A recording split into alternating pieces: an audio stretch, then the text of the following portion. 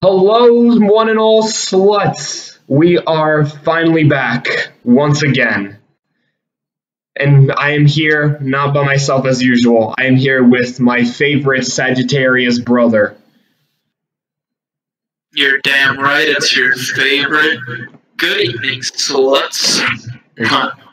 In fact, yes, he is my favorite Sagittarius brother, and he's also the only Sagittarius brother aside from yours truly. And we are here to talk about some good old Star Wars once again, because that's a franchise that nobody is sick and tired of talking about one bit. So, with that being said,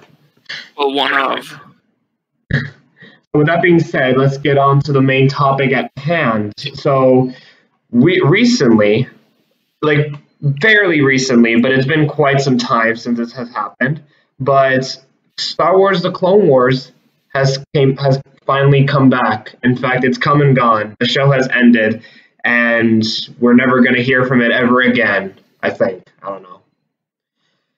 So they could do something with it, but we'll see.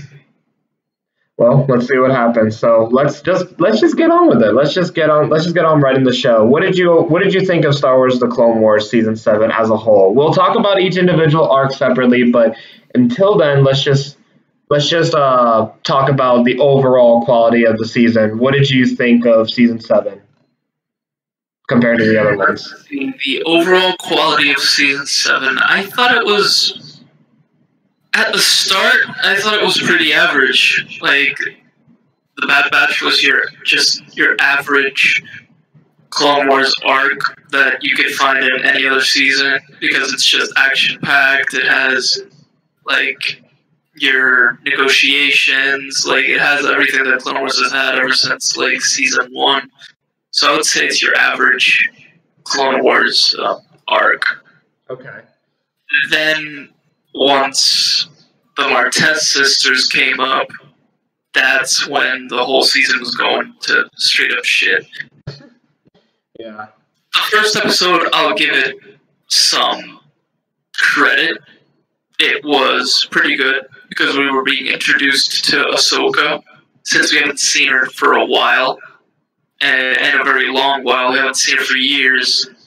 So it's very interesting seeing her perspective and seeing other people's perspective around the Jedi after she's left. But after that first episode is where the whole arc just drags on.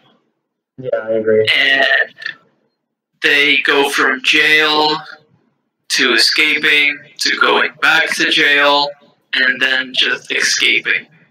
So it's just a waste of time.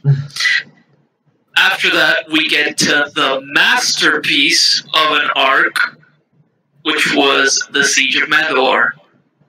I really loved that arc, just like everybody else. From start to finish, it caught my attention. It kept me hooked. Once Order 66 happened, I started crying my eyes out. Once again, I thought I was watching Revenge of the Sith again. I thought I was a kid again. And just, it was very different. It was a very different perspective of Order 66 and a very fresh one. And even though we already saw Order 66 in the movies, it still has an impact. And I think that's what really gave the Siege of Mandalore arc its a run for its money. Yeah, pretty much everything you said was like I agree with. I do want to I want to go a little bit more in depth with each of the arcs, but pretty much our takes are kind of the same in this area. So yeah, but I don't know. Let's elaborate further. But there is a specific topic that we have as the title of this video. We will get to it in the first. We will get to that in due time. But while I did enjoy 2 out of the 3 arcs, one of the arcs, the Bad Batch arc, I have issues with it, but I'll get to that in a second. And the Siege of Mandalore, I do think, is a very fantastic arc to close on the entire Revenge of the Sith storyline, or at least to tie in Clone Wars to Revenge of the Sith, which is basically something we've been looking forward to ever since the show pretty much aired. At least the ones that started, like that began along with the show. You know, we all wanted to see the connections that would lead to towards Revenge of the Sith. And yeah, now we are here. And the Siege of Mandalore did not disappoint me one bit. If anything, it made me appreciate Revenge of the Sith a little bit more, like story wise, you know, like the Order 66 storyline, as well as the fact, not just the fact that it's a very memorable story, but it's a story that's been transparent in most Star Wars media besides Clone Wars Season 7. Like you have the Fallen Order, which is like the main plot. It revolves around the aftermath of Order 66, and you have like other like Star Wars media that takes place just before the original trilogy, and you can tell that the Order 66 event does impact like the Jedis that are still alive and everything. But that's not okay. So we're just gonna tackle these in order. The Bad Batch brothers was the first arc, and we both agree that it's good, like it's okay. But tell me this, Gene, did you think that the plot line was a bit random?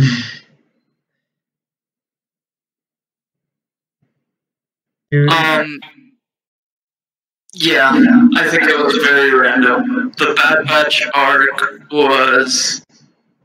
I mean, I understand why they had to put it in Season 7 because they already had scripts and they already had the animation done and they already had everything done.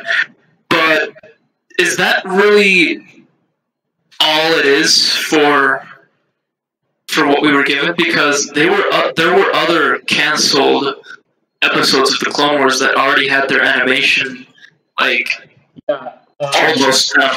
Yeah, like, and before like there were like the canceled Star Wars arcs are something that we were gonna elaborate a little bit further moving forward. But one of them is the fact that the Bad Batch were supposed to play like a role with Yoda and on Kashyyyk, and it's supposed to establish the relationship with Yoda and the Wookiees. But but my main issue is the fact that the Bad Batch brothers just kind of came and went in this season. Like they just showed up, they freed Echo, and they just disappeared, and we don't get to see them post Order 66. You know? Yeah, I mean, it was cool to see something new. It was cool to see something new for Season 7 because all this time we were just, and they were in canon before Season 7 happened. So I feel like we should have, well, not should have, but we could have like seen them in action. But I feel like the emphasis that they had in these episodes for the Bad Batch was a little bit not. It wasn't what I wanted. You know. Like I think when we thought about Season 7, we literally did think of like just the last 4 parts, which is the tie-in to Revenge of the Sith. That, and I'm pretty sure we all wanted to see Ahsoka and Darth Maul and all that good stuff, but mostly it was just a tie-in to Revenge of the Sith. But while the Bad Batch to me was a fine addition, I think it's the perfect. I think it's a perfect example, or at least like the perfect example of what I can say that I honestly believe that we should have probably gotten 2 more seasons than just having 1 final season. You know, in my opinion. Or we should have gotten more episodes. Maybe that too. Like it doesn't like we needed more than what we just got. And I know like they planned this season to end in the 4th of May, you know, because May the 4th be with you. But again, like I feel like if they still wanted to hit that milestone, more reason why I think they should have done 2 seasons or started sooner or something. Like I feel like there were a lot of story potential that was wasted or just outright not existent anymore. And we kind of got well, like I said, like the Bad Batch is decent, but again, I feel like a Bad Batch, especially the overall plot, I think should have been handled much sooner. Like the entire plot line with Echo is fine and all, but I honestly think it should have been something that was set up prior, like in previous Star Wars episodes, and then we can flirt with the idea that Echo was alive.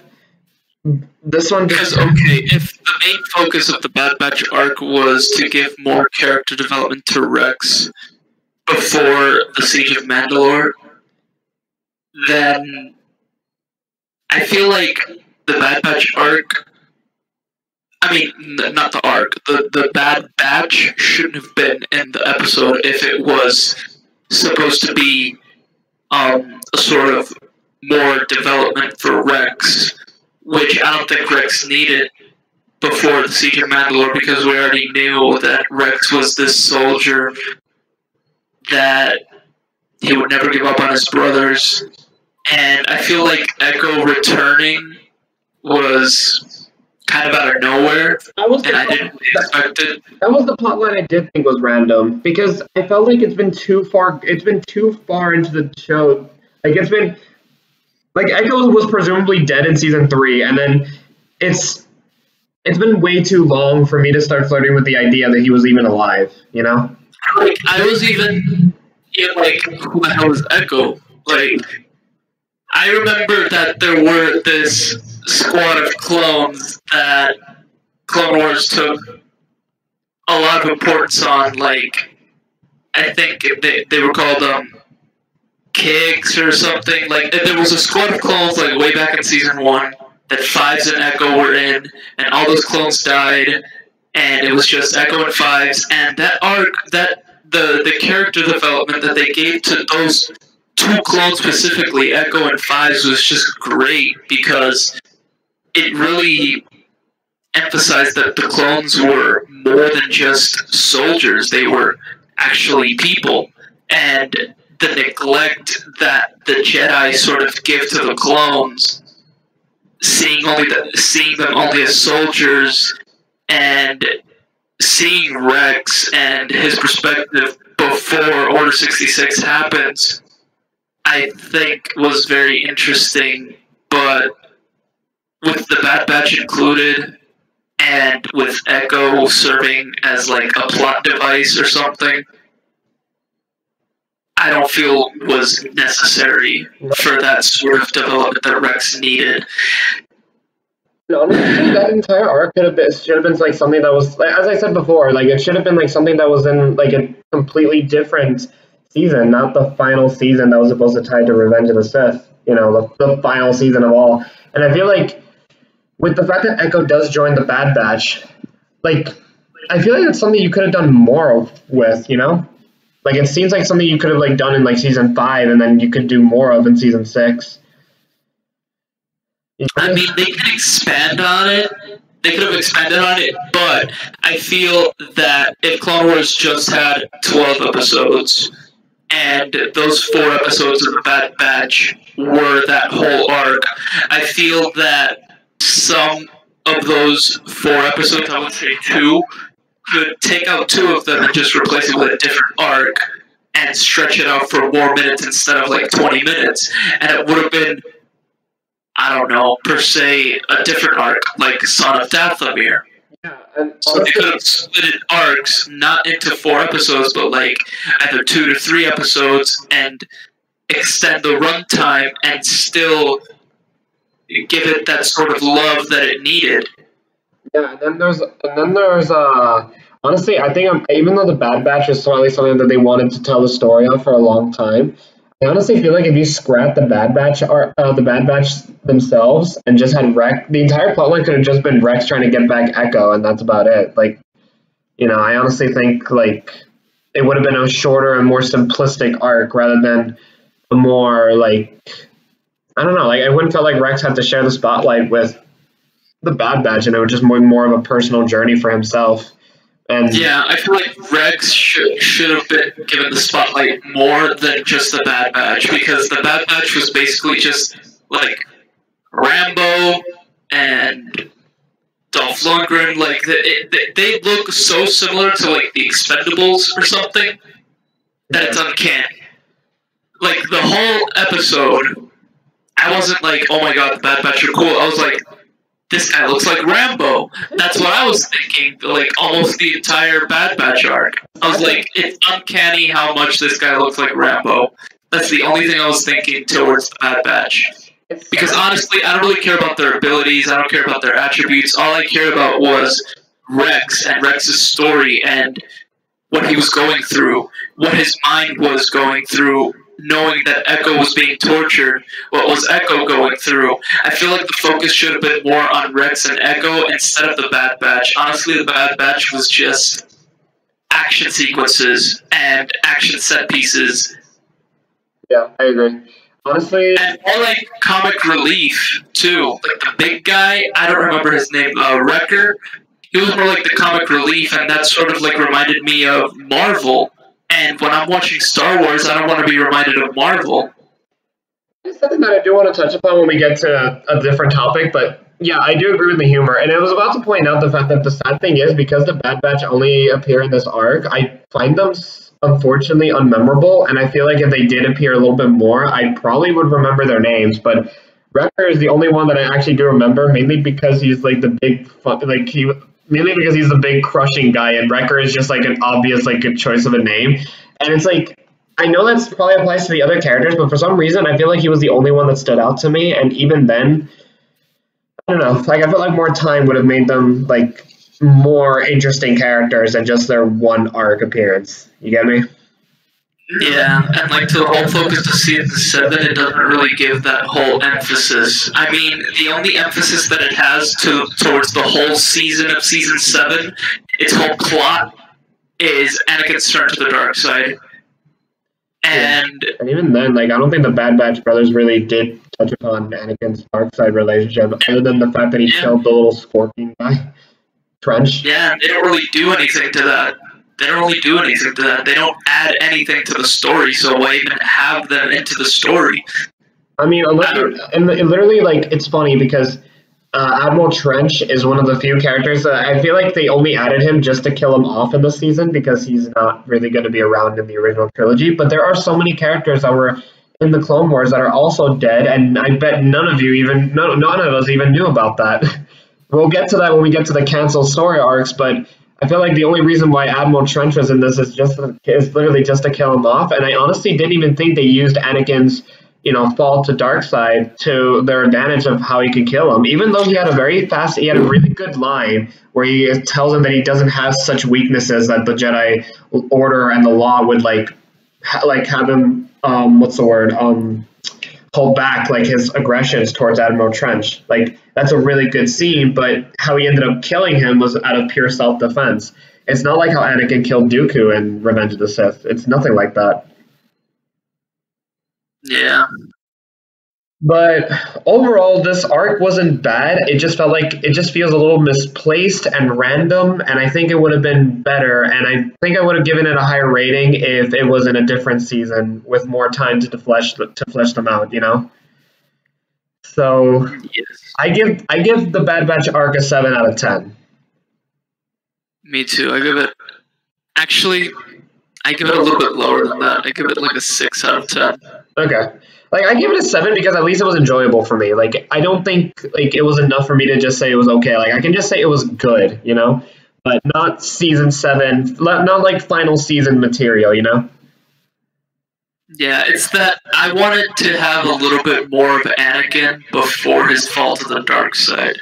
Yeah, I just wanted a little bit more because the whole thing with the Bad Batch, like, I wanted a little bit more of interactions of Anakin with Rex, not new clones, new characters added. I want my old characters for them to have their final interactions before shit hits the fan. But no, I need to be introduced to Rambo. Which will elaborate further once we get to the canceled storylines, because you have no idea how much wasted potential Season 7 actually is. Despite the fact that we're going to be gushing on Siege of Mandalore, Season 7 is kind of overall like a bit of like an arc, but we'll get to it when we get to it. But I think with the fact that we're going to talk about the Martinez sister arc, I feel like we're touching on the subject of why Clone Wars Season 7 as a whole was in some shape or form a little bit disappointing. And Bad Batch arc was okay, but this one, trash. Trash. Like, I'll give them credit. I'll give it credit. Like, the first episode, I think you already said this, but I thought I was alone in this one, but the first episode I thought was actually good. of the Martin and Sister arc. In fact, I actually kind of liked Raja. What was her name? There's two of them. Whatever. The one with the stupid haircut. Rafa. Okay. I searched it on Google. I didn't even remember. Okay. Oh, I was gonna point out the stupid haircut, but anyway, like I actually like empathized with her in that episode, and I overall thought the episode was enjoyable, and it was a good way to like bring back Ahsoka. The moment they started arguing in the second episode, I already knew what the rest of the arc was gonna be about. Like the first arc, I went like, you know what, this isn't even that bad. I don't know why people hated this so much. And then the second episode came and they start arguing. It's like, oh no.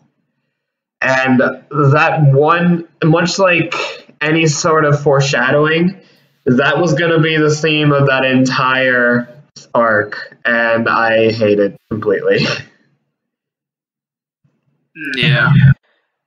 And you said that this is probably the worst arc out of any Clone Wars arc.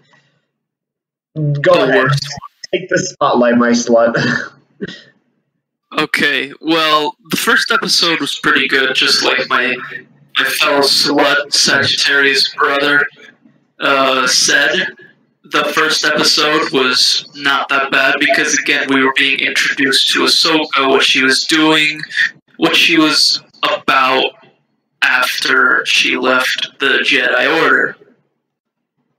Then the second episode comes, and they need to go to... I don't remember the planet. Wasn't it Kessel? Yeah, they go to Kessel. They have to go to Kessel because Rafa was given a job to deliver some spice to the Pike Syndicate. The Pike Syndicate is basically just some drug dealers. Oh, so the one I was thinking about was Trace, then. Like the one with the stupid... You said stupid haircut. I thought Rafa immediately. Rafa is the girl with black hair with the long... No, she does. It looks like she didn't even get a haircut. I'm talking about the other one. So Trace... The point is, they both have stupid hair. So Trace is the one that I liked in the first episode, not Rafa. Okay, yeah, and then Trace got on my nerves quickly in the second episode onward. Okay, because like, I thought that you were saying, like, I liked Rafa, or Raja was her name. I was like, Marcos, what the fuck? No, I meant the other one. I mean, I hate them both now, but the other one, Trace was the one that I liked in the first episode, not Rafa. Okay, jeez, Marcos, I was like, about to slap you. I made you question, like, any and all opinions I have from here on. But okay, the only thing I liked about this Martez Sisters arc was the little interaction that Ahsoka and Anakin had in the second episode. I thought that was a little cute. Yeah. And it was like Anakin knowing that it was Ahsoka, or sensing that it was probably Ahsoka or something, or somebody that he knows. No, I'm pretty sure So he just lets her go. I'm 100% sure he knew it was Ahsoka. That's the vibe I got when I saw that scene. Like, I thought that interaction was pretty cute, and it was very interesting, and I love that interaction. It was a little bit, like, pushing my buttons a little bit. But nevertheless, after that is when shit hits the fan, and they're arguing in the middle of writing the fucking shit. I don't know. They're piloting the ship. Oh yeah. They're going through Kessel. I got the spice, and then they're arguing, and Trace is like, "Okay, you know what? Fuck the spice." Dumps the spice. Honestly, I'm gonna say this. This is the only time I'm actually on Rava's side, because, for fuck's sake, it's like, what kind of retarded like, I've seen some stupid things, like, in life and in like anything media related. But this is like, we're hitting the levels of stupidity that is beyond reach, like beyond any sort of reach. Like I honestly think that this scene is top three as one of the dumbest scenes in all of Star Wars, in my opinion. Like, I think, I don't know. Yeah, you were saying? Well, they're arguing. Trace dumps the spice. Rafa says we needed the spice, and Ahsoka says we needed the spice too. So then Trace is like, well, fuck, what are we gonna do now? So they go to the Pikes, tell them that they don't have the spice, basically, and they're gonna go get more. They go get more, but whatever, they get arrested. Once they're in jail, you know, Pike Syndicate jail, they're arguing again. I was about to say, that's a very long pause you did there. Once they're in jail, they try to escape. The whole episode, this is the third episode in the arc, they're escaping. They're escaping, and Bo-Katan is there. She doesn't do shit in that episode. She's just like, Ahsoka's here. What could she be here for? Why is she here? What if, like, woman, do something! Like, help her, for God's sake. You know it's Ahsoka. So, whatever. Okay, she had to be sure. They're trying to escape. Pikes grab them back. They go back to jail, and guess what? That's the whole third episode. You could have scrapped that episode entirely. Like, I'm gonna give you an episode guide. Skip that episode. And just go to the next one. You wanna know how pointless that episode is still in terms of character growth? Once they get back in prison, Rafa's like, guys, I'm sorry I put us through this, and I like, you know, basically feeling bad that she took this job and that, you know, she feels bad that everyone got arrested. The first thing, and I sent this to you out of pure bullshit frustration, it's like, the moment the next episode comes in, she's like, well, Ahsoka, it's your fault that you convinced Trace to dump the spice. And it's like, first of all, no, she didn't. In fact, she agreed with you that she shouldn't have done that. Secondly, what happened to the scene where you apologize to everyone? And then you're like, what is this? What is this animosity that I'm feeling? Everyone is against me? Oh, no, not in my prison. Yeah, like, you can take that episode, wipe her ass with it, throw it in the trash, and not watch it. Skip to the next episode. And then one episode is where it actually gets interesting, but not to confuse interesting with trash. Like, it's still trash, but something can still be interesting and still be trash. So that's this episode. And then it's like, for someone who somehow feels the need to defend this arc, you might argue, well, Bo-Katan wouldn't have been able to find out that Ahsoka was there if she hadn't gotten out of prison, so the episode did accomplish something. No, you're fucking wrong. You could have still bumped into Bo-Katan, like, at any point in this exact same episode. And, like, everything that you accomplished in the last episode was accomplished in this one, too. Like, this episode literally did fucking nothing. It is filler in its worst possible state possible. I think I prefer to watch an anime filler than this shit. Definitely. And that's gonna piss a lot of people, Marcos. I don't care. I'm pretty sure anybody who watched this arc can agree with me, and I'm pretty sure anime fillers are kind of designed to not be relevant in the long scheme of things, you know, in terms of the main story. So if I somehow offend someone, I'm sorry, it's the truth. So I give this stupid arc a 4 out of 10. It's dumb, and I don't want to watch it ever again. I give it a 2 out of 10. Yeah. I hate it. I feel like the only high points of this arc were just like the first episode that was like half decent, and the shit like the foreshadowing of Darth Maul, and then I don't know, it's nice being in Kessel. That's about it, really. I don't know, like the connections with Solo was probably the thing I can easily say is probably what I liked about this arc, but that's about it, really. And now, since we're done talking about the Martez sisters arc, Thank God. thank God. People said thank God.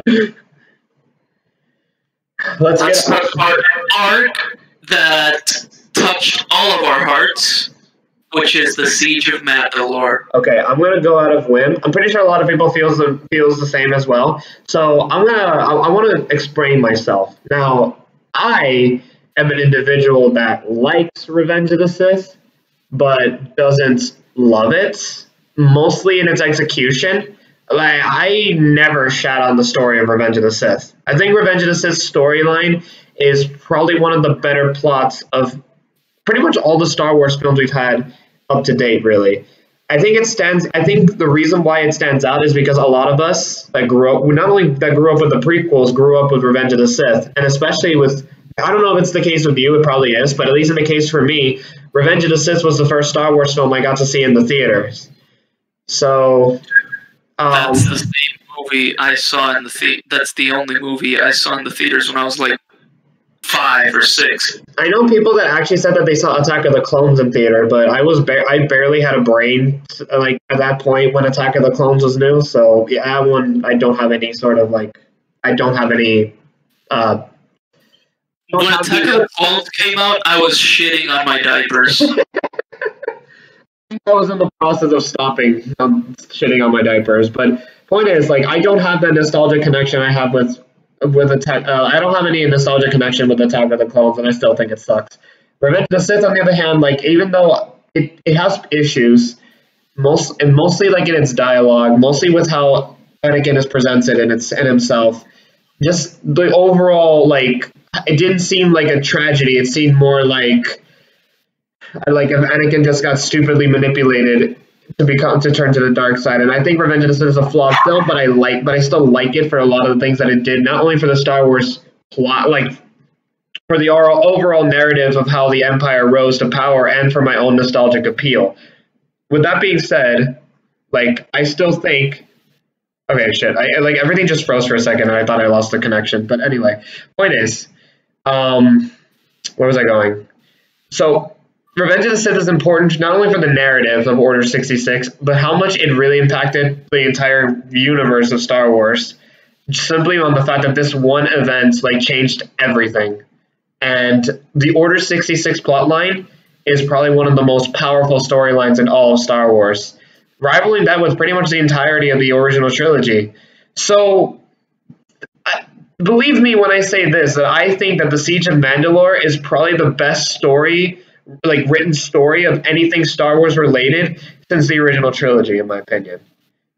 I overall think that Clone Wars as a whole is the best thing Star Wars has ever had since the original trilogy, and this arc was perfect.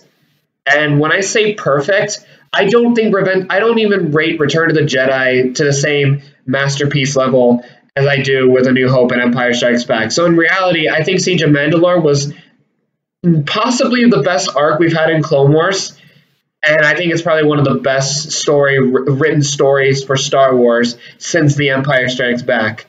This is not hyperbole. I honestly believe this myself, and this is like the reputation that The Last Jedi wish it had, and it goes straight to this arc, basically. This arc was really good. All right. That's a lot of praise. Yeah. I think a lot of people will disagree with me on that one, because, again, I really like this arc. I don't care if Rebels was already out when this arc was new. This arc was planned long before Rebels was even going to be a thing. So we knew what was going to happen. But, so yes, Ahsoka, Rex, and Darth Maul coming out of this alive, sure. That's like the equivalent of watching the second film of a trilogy or something without watching the first. That's how it is to me.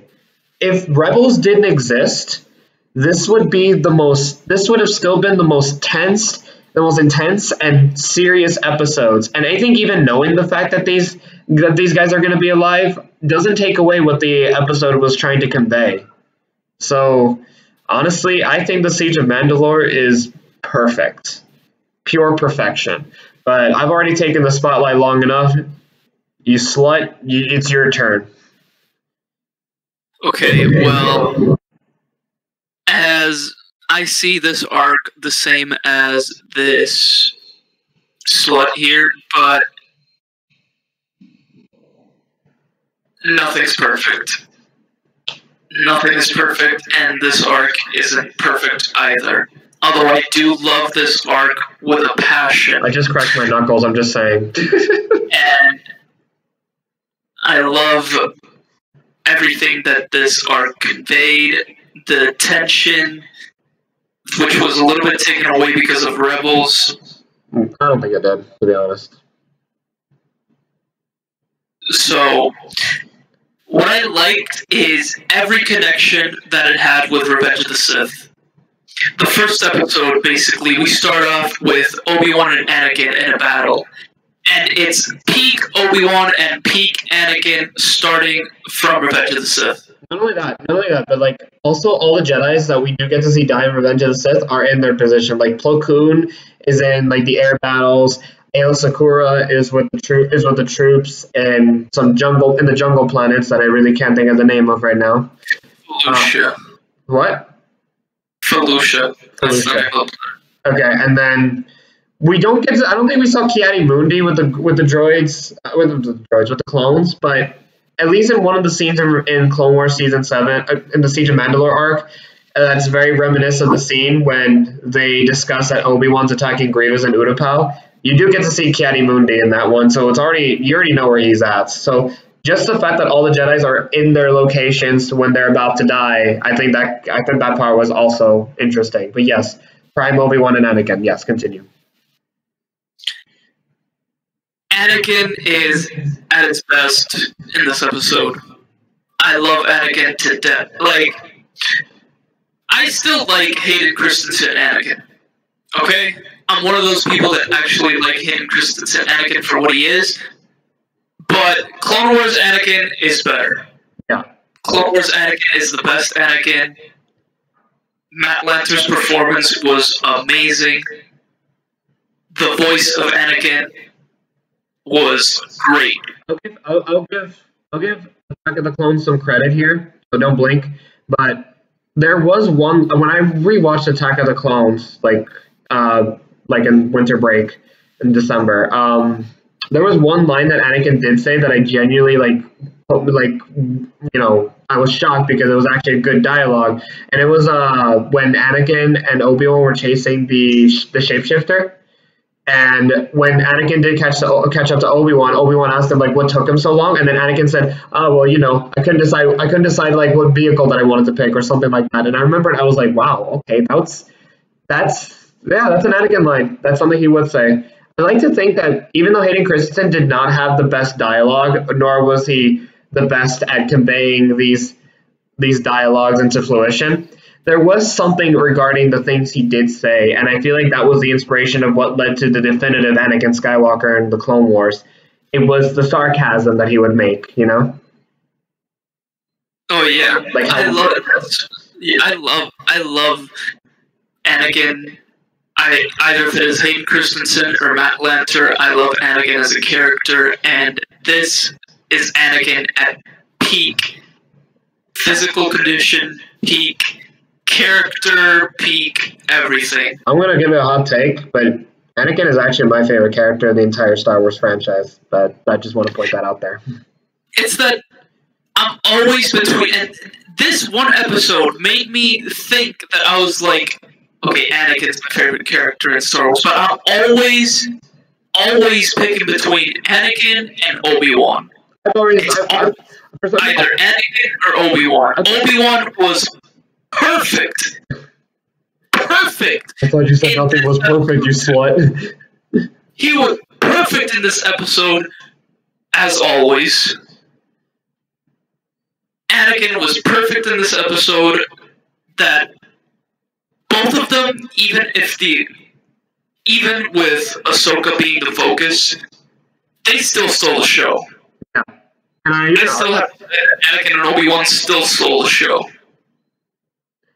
Even when Obi-Wan calls Ahsoka through the hologram, I honestly think that when Obi-Wan had to deliver the news of Count Dooku's death, I feel like that added so much tension. It added a lot of oh shit, okay, we're the process has begun. Anakin has already killed Dooku, and the Revenge of the Sith storyline is coming up. When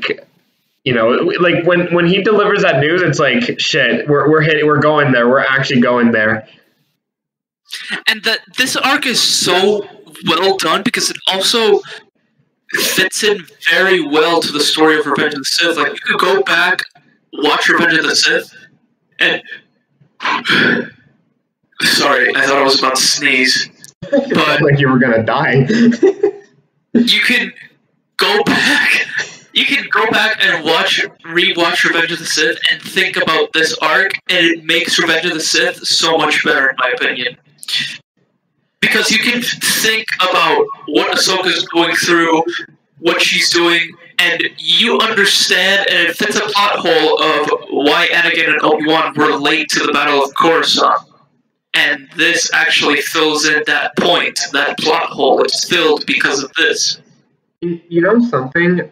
Okay, so there was an event on Facebook because someone, a very passionate fan of a very passionate Star Wars fan is doing this, and I honestly think this would have been a good idea. But there is going to be a Revenge of the Sith 4-hour supercuts where it's going to showcase obviously the film itself, but it's also going to combine the Siege of Mandalore arc, and they're going to also include some of the deleted scenes that did not make it into Revenge of the Sith, such as Shaak Ti's death, for instance.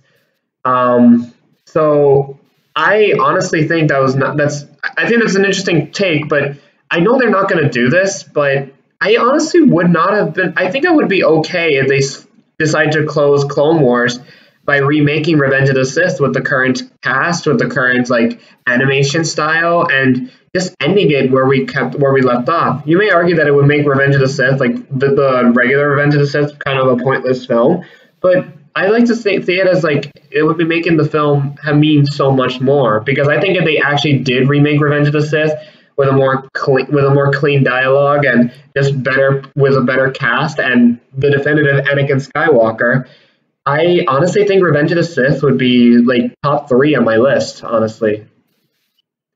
Yeah, even though Revenge of the Sith, my favorite Star Wars movies are still the original trilogy. A New Hope, Empire Strikes Back, and Return of the Jedi. Even though Return of the Jedi is a little bit of a flop. Yeah. But Revenge of the Sith still means so much to me. It means so much to me. It meant so much to me in my childhood. The prequels were very big when I was a kid. I loved Revenge of the Sith. I still do. I still say that it's one of my top favorite movies of all time, even though it has a lot of flaws. But I love the movie to death. I love this movie to death, and this arc, the Siege of Mandalore, just made this movie better.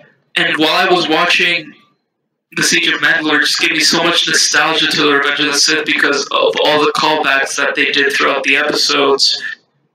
It was just very touching to me. I loved it. I loved it to death. Every episode was action-packed, and it added a lot, even with stuff from Rebels. You saw Sabine Wren, you saw Maul, who was in Rebels, Ahsoka, Rex, Kanan. We were just talking about this tonight, actually. Kanan also makes a cameo in the opening of the Siege of Mandalore arc. Yeah, and it's really, really well done, and I really, really love this arc. But now let's stop talking about Revenge of the Sith and actually talk about the arc itself. Yeah, so we were just talking about how it opens up with Obi-Wan and Anakin at their prime, and honestly, I feel it's just, even though it sucks that we don't get to see them more like in this arc in particular, I feel like despite that, their presence was still great, and the fact that they do have to leave, you already know what's going to happen, and you already know it's going to break your heart. Like the scene when Anakin and Ahsoka finally reunite, and Anakin gives her the blue lightsabers, and then like when Anakin had to lead to the Battle of Coruscant. That was a touching scene because even without Rebels, you know that this is the last time that Ahsoka and Anakin were gonna see each other. Something that I would have loved from that scene, like if they added it. The nickname that Anakin had for Ahsoka way back in like season 1, Snips. Yeah. I would have loved if when Ahsoka receives the blue lightsabers and she says, "Anakin, good luck." I would have loved if Anakin said, "You too, Snips." Oh my god, I would have loved that. I would have honestly have cried. I mean, I still cried, but whatever. If he would have said that, I would have legit cried and been happy at the same time because it would call back all the seasons prior, and it would give that final goodbye to Anakin so touching. It would have made it so touching and so beautiful. Just a little addition that I would have added. I wouldn't be happy though. I'd be so sad. I don't know why you're saying I'm happy. I couldn't be happy at all. Dude, it would have been so cool. It would have been really. Just said, "You two, Snips." It would have been really touching. I'll admit. I think that was a wasted opportunity, Dave Filoni. God damn it. That would have been so touching. I would have loved that. But let's go on to the actual siege. Ahsoka, the way she was moving. I felt like the animation here was flow motion. Better than any animation from the prior seasons. I'm going to say this. I think this season, one of the really things I really like about this season as a whole, and just Clone Wars as a whole, is that it's a show you definitely get to see, like, the animations improve over time. And I guess it's funny because when you go look up at season 1 and season 2's animations, they were, let's not mix words here, they were trash.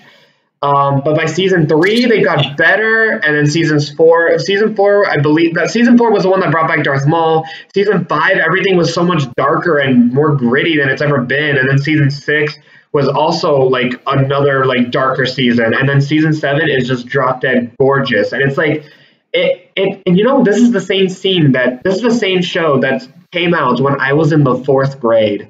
I remember when the Clone Wars movie came out. I was in the 4th grade when that show was becoming a thing. And look at me, 23 now, in my 4th year at college, and the show that I've grown up with is finally over. And I grew up with the show. I grew alongside Ahsoka, which is another character that I felt like the audiences kind of grew up with. If you grew up, assuming you watched this when you were a kid, like the show not only had an improvement in quality, an improvement in storytelling, but it grew up with you. And I think this episode, this arc, seeing Ahsoka as the main focus, I think that really captures that. Because I don't know if you really recalled or if you really noticed, but when Clone Wars started, everyone hated Ahsoka. And now she's like one of the most beloved Star Wars characters ever made. Oh yeah. Like, can you believe it? Like, when we started.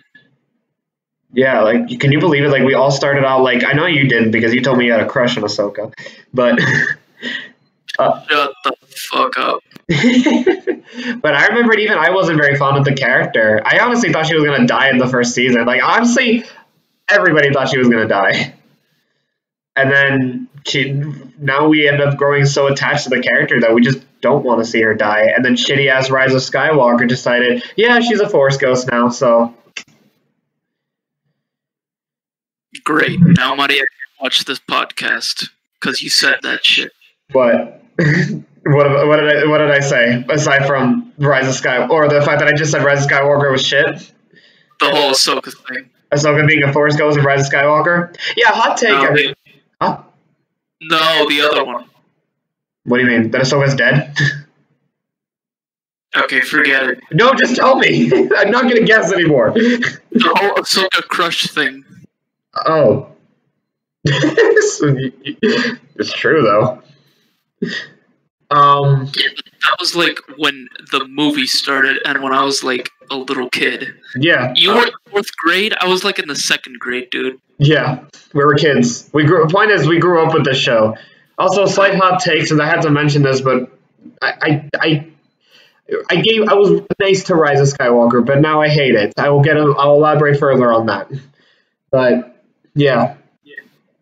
Yeah, but continuing with the Siege of Mandalore, now with all the fighting and everything almost already done, let's talk about the fight between Ahsoka and Maul.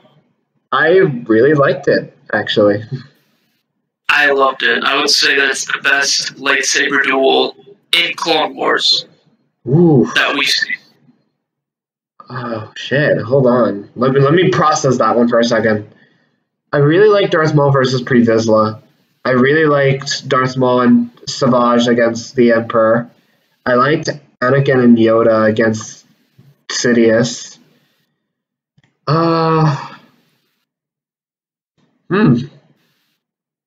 Give me 2 seconds, actually. You continue talking. I'm just looking at something for a second. I'll tell you guys, and I'll tell this slut why I think it's the best. I'm not disagreeing. I'm not disagreeing. I'm not going to disagree. I'm not disagreeing. But I can't speak. I'm not disagreeing with you, by the way. I just want to remember all the Star Wars fights and to see if I fall to that same opinion myself. So just give me a couple seconds, but I want you to elaborate on that. All right, the fight is basically how Maul starts the fight. How Maul starts the fight is the same way that he starts the Phantom Menace fight, and it's such a callback.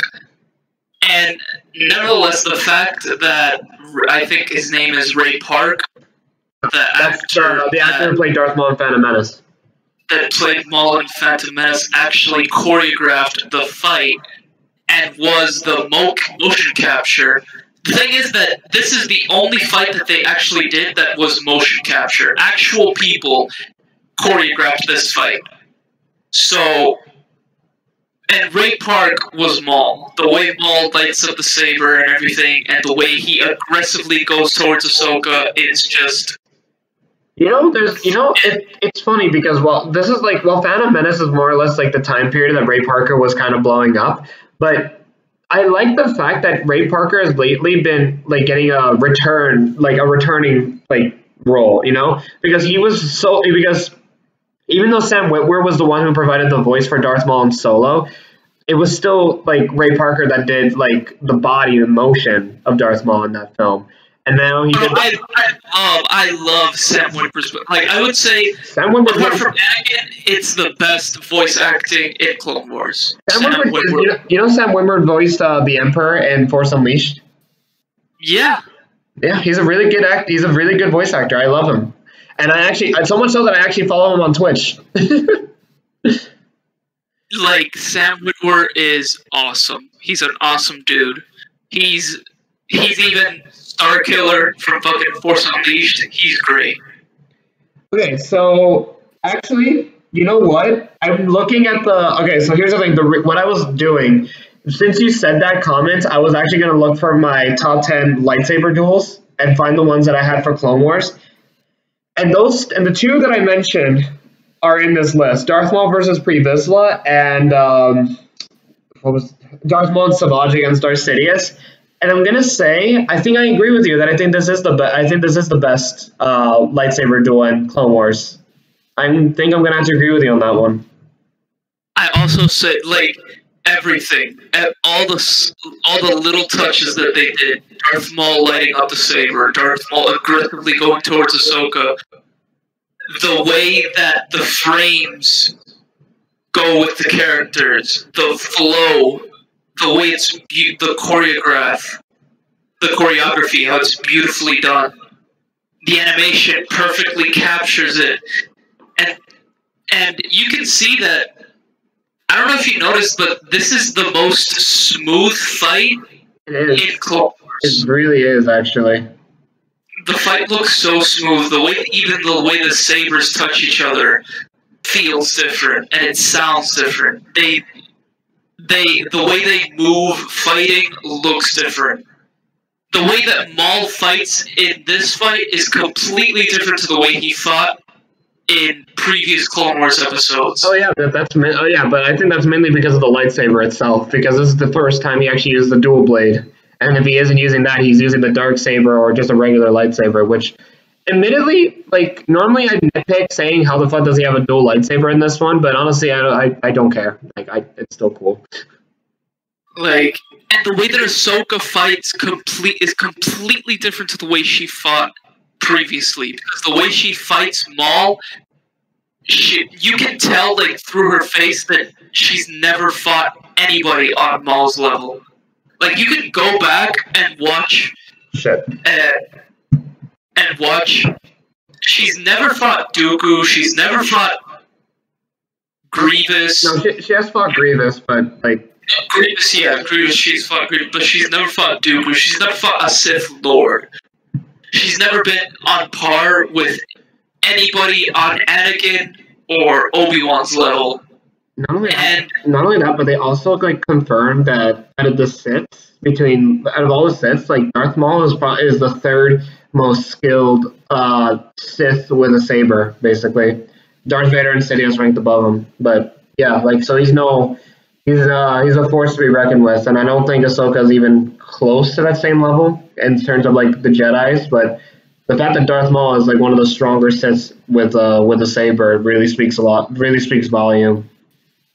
Like even ranking above Dooku. And the way that she contends with Maul is really good, because you can tell that she's trying her utmost best, because you can see it in her face.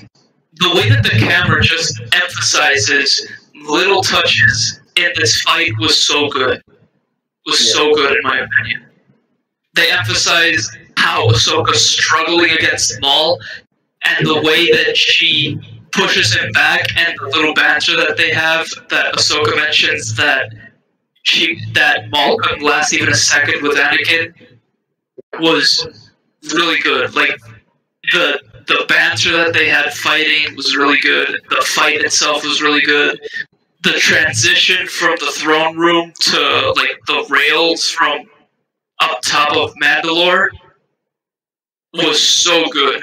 Let's also not forget what caused that fight in the first place, because the entire conflict with Maul is the fact that he saw a vision of like his basically the entire Republic falling, and the Empire, including Darth Sidious himself, would be in control of everything, basically the entire point of the original trilogy, and his new apprentice being Anakin Skywalker.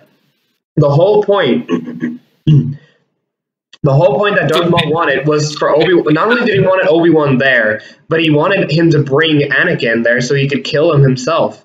But obviously, they couldn't make it into. They couldn't fight in the Battle of Mandalore because the Council never gave the permission to. But Anakin was able to promote Rex to commander and to go with Ahsoka on their siege of Mandalore. But despite this, when Maul and Ahsoka did get to speak about Darth Sidious and what his end game is, basically, it wasn't that wasn't what tore them apart. It was in fact, Ahsoka was willing to help Maul defeat Sidious.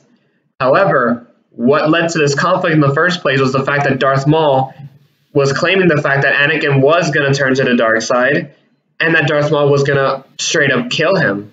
Ahsoka fought because she believes in Anakin being the good person in this scenario, and that she was going to do anything to protect him. It's unfortunate because, it turned out that Darth Maul was telling the truth, but it's still a very heartwarming moment, the fact that Ahsoka was willing to fight in defense for Anakin.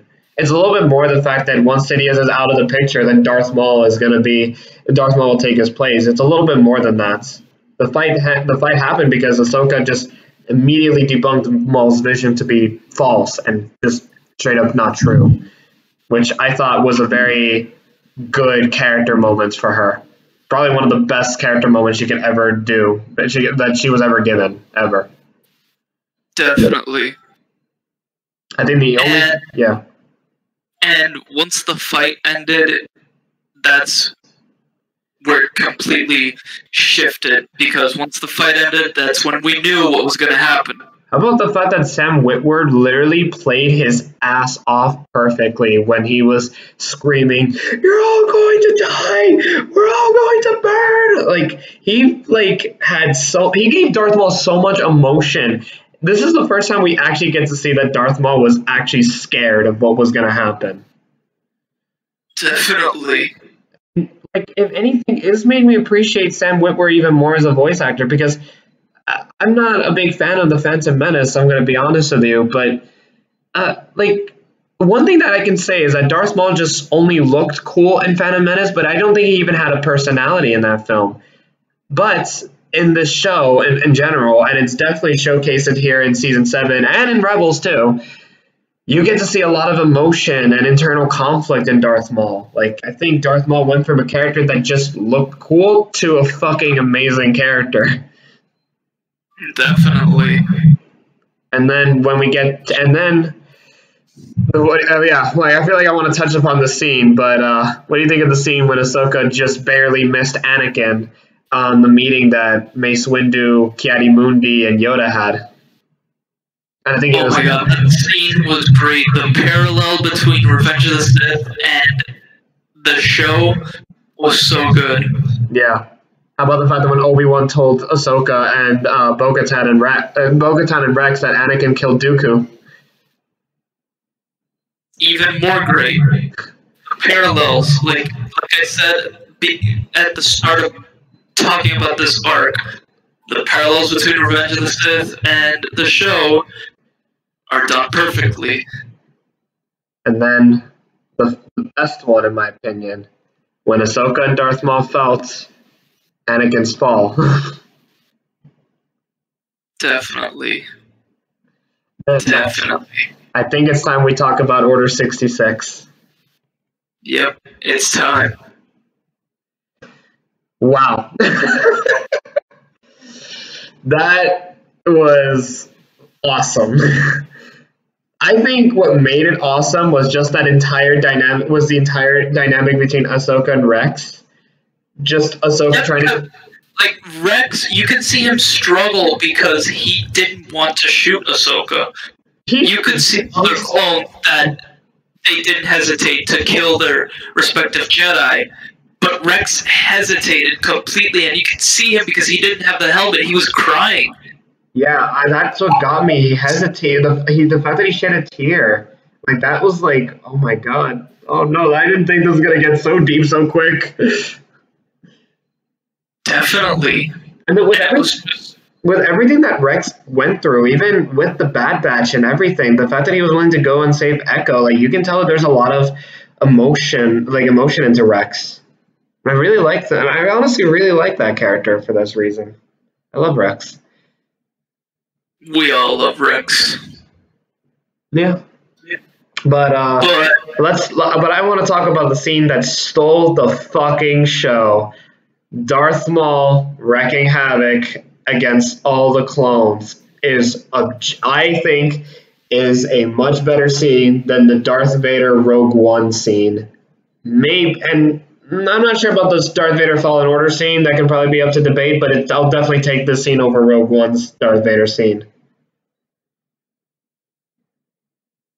I have to agree, because Maul doesn't even have a lightsaber. Maul not having a lightsaber, wrecking clones without the Force's, I didn't know I wanted, but I needed. I didn't know I wanted it either, and then I saw the scene, and I'm glad I was glad to have witnessed this.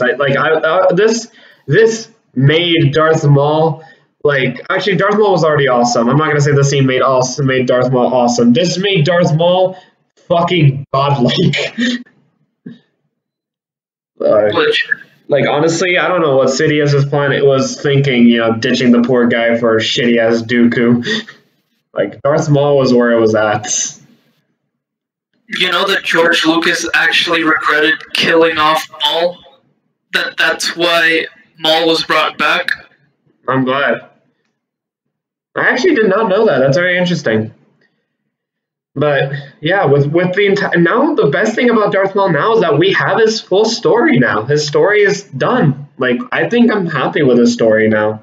Like Solo aside, like I think his entire conflict in Clone Wars and Rebels is really good. Like it's seriously a very well written character, and I'm 100%. I was already satisfied with him, but I feel like I needed to see like where they went with where they wanted to go with him by the end of Clone Wars to really be 100% satisfied with him. Like I really wanted to see where he was at Order 66.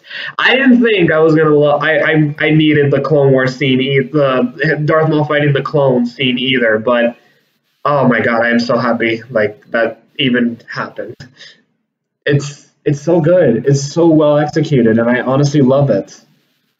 But another scene that I really like is Ahsoka and Rex talking about what are they going to do, their plan, and Rex saying that those are his brothers, and since they're going to kill them, they need to kill their brothers. And Ahsoka, and the way that Rex, like, the internal struggle as with everything that's going on was so beautifully executed. Yeah. Speaking of something that is beautifully executed, like for sure, we need to talk about the ending. All of it. Hold on. First things first. I'm going to say this right now. Darth Vader is the only character in any media, Marvel, DC, whatever, I don't care. The only character that looks good in everything. Animation, every fucking angle, live action. The best. I honestly think I can agree with you on that one. And he always looks at his best. I want to get to Darth Vader in a second, but first I want to talk about the scene when Ahsoka drops her lightsaber. She and Rex get into hiding, and the fact that they were honoring the last of the clones, like that have died after this epic battle of epicness. Like honestly, well, not really epic actually. It was more of a tragic fight actually. The fact that they got to honor every remaining clones that were alive before they escaped, before they went into hiding, I thought that was a very beautiful scene. And Ahsoka leaving her lightsaber just to fake her own death too. And finally, Darth Vader. Honestly, this is the thing about Revenge of the Sith, is that I honestly think Darth Vader screaming no is not how you do the character. Making the character say fucking nothing and just act with his non-existing face, I guess you can say, is what makes Darth Vader such a compelling and complete character. Like, the scene when Darth Vader saves Luke Skywalker from getting killed in Return of the Jedi, the scene in this scene in particular, the scene in Fallen Order when he comes out of nowhere and kills the one of the Inquisitors, and then pretty much any scene with Darth Vader where he's just not saying anything at all. And I'll even say this, Hayden Christensen's Anakin, when he's already evil, when he doesn't say any dialogue and he's like massacring anything and he's just acting out of his face, that's Darth Vader. And this scene is exactly why I think how I think Darth Vader should be presented in any sort of future media. Just a silent, cold, sinister assassin. And I know I'm saying that this is Darth Vader, but the moment he picked up Ahsoka's lightsaber, that was straight up Anakin. That was not Vader. That was Anakin. Yeah, because what makes Vader is the parallels between Anakin and Vader. The internal struggle that he has with his light side self and his dark side self is so compelling to me. Yeah. Like, even just that internal conflict that he has with himself speaks volumes, in my opinion. That's what makes Star Wars, honestly. But with that being said, I give the Siege of Mandalore, honestly, don't blink because I rarely do this. I give Siege of Mandalore a 10 out of 10. I honestly just don't find myself complaining to this film, to this arc, like anything. Like, I don't really have anything that I felt was wrong with this arc. If it's not perfect, sure, whatever. But it's like I just don't see anything really wrong with it, story wise, continuity wise, performance wise, like acting, action, like everything is really good in this arc. I really don't have anything to complain about, and I honestly think story wise, it's the best thing we've had since The Empire Strikes Back. Definitely. So, yeah, I honestly give this arc a perfect 10 out of 10. Honestly, me too. I give it a 10 out of 10. I love it when actors and staff members and the crew just give so much love and passion to one project. This whole arc was a passion project. Yeah, a passion project that honestly was. It had a really good conclusion. Honestly, like it really paid off. It didn't drag one bit. It didn't disappoint one bit, and I loved every second of it. Every second. I would honestly come back to this arc. In fact, I'm really excited for the Revenge of the Sith 4-hour supercut, just because, more specifically for this arc and how well it would go with, like, how much it would complement Revenge of the Sith as a film. And yeah, I think we're good to stop. Like, we're good to end this this conversation about this arc and move on to the next one. Well, with everything, there's always, with every show, with every movie, with every sort of media, there's always something that doesn't make it into the cutting room floor. Yeah, so we just got done talking about how great the Siege of Mandalore is. However, we didn't really elaborate what we felt about the overall Season 7, aside from talking about the individual arcs. And admittedly, even though I had fun with 2 out of the 3 arcs, I will still say that this season was more of a miss than hit. Siege of Mandalore just happened to be really damn good, and it makes up the fact that the first 2 arcs were either okay or just bad. But there were a lot of things that I think should have made the drawing board over, honestly, the Bad Batch and the Sisters arc. So the last time we actually get to see Darth Maul prior to the season, he was captured by Darth Sidious, and like Savage is dead and he was captured by Darth Sidious. There was supposed to be an entire arc dedicated to that called The Son of Dathomir. Yes, it was a 4-part comic, but if you're someone that's new to the show and decided to marathon this entire show, you're going to be so hella confused when you go from Season 5 to Season 7 only to find Darth Maul back in Mandalore and in power. Sure, they mentioned the fact that they saved him, but honestly, I think you're better off just wanting to see the execution rather than just being told what happened off screen. And there's also the Dark Disciple arc, which is about Ventress. I'll ask every non-comic book reader, but did you all know that Ventress is dead? Well, you wouldn't. Not that. Also, did you know that she had a relationship with Quinlan Voss? Well, nope. You don't get to see that because Clone Wars was unfortunately canceled by the 6th season and they couldn't tell the story. However, I still don't understand why, even though the stories were already told in a comic, that they didn't decide to give it another go and showcase it to us in this season. I feel like a lot of questions are still going to be raised, even though there are answers outside of media, but honestly, like, you shouldn't have to depend on outside media for the story to hold up on its own. I feel like you need to still address the elephants in the room. How did Darth Maul escape? What happened to Ventress? And not more importantly, but honestly, this is another arc that I didn't think I actually wanted. But there was supposed to be an arc where it explains how Boba Fett got his armor and the fact that he kills Cad Bane. Did you know that Cad Bane was supposed to be dead? I think I didn't know that until you mentioned it today. yeah. And I know this. We did have like unfinished scenes of the Crystal Crisis of Utapau. But wouldn't it be cool to actually have seen it like in full action? Getting to see Grievous at his most terrifying, like menacing look, and we actually get to see Anakin's internal conflict with how he felt with this regarding Ahsoka leaving the Jedi Order. And actually, touching on Grievous, he actually got a redesign for season 7. Yeah, And he only appears for like 2 seconds.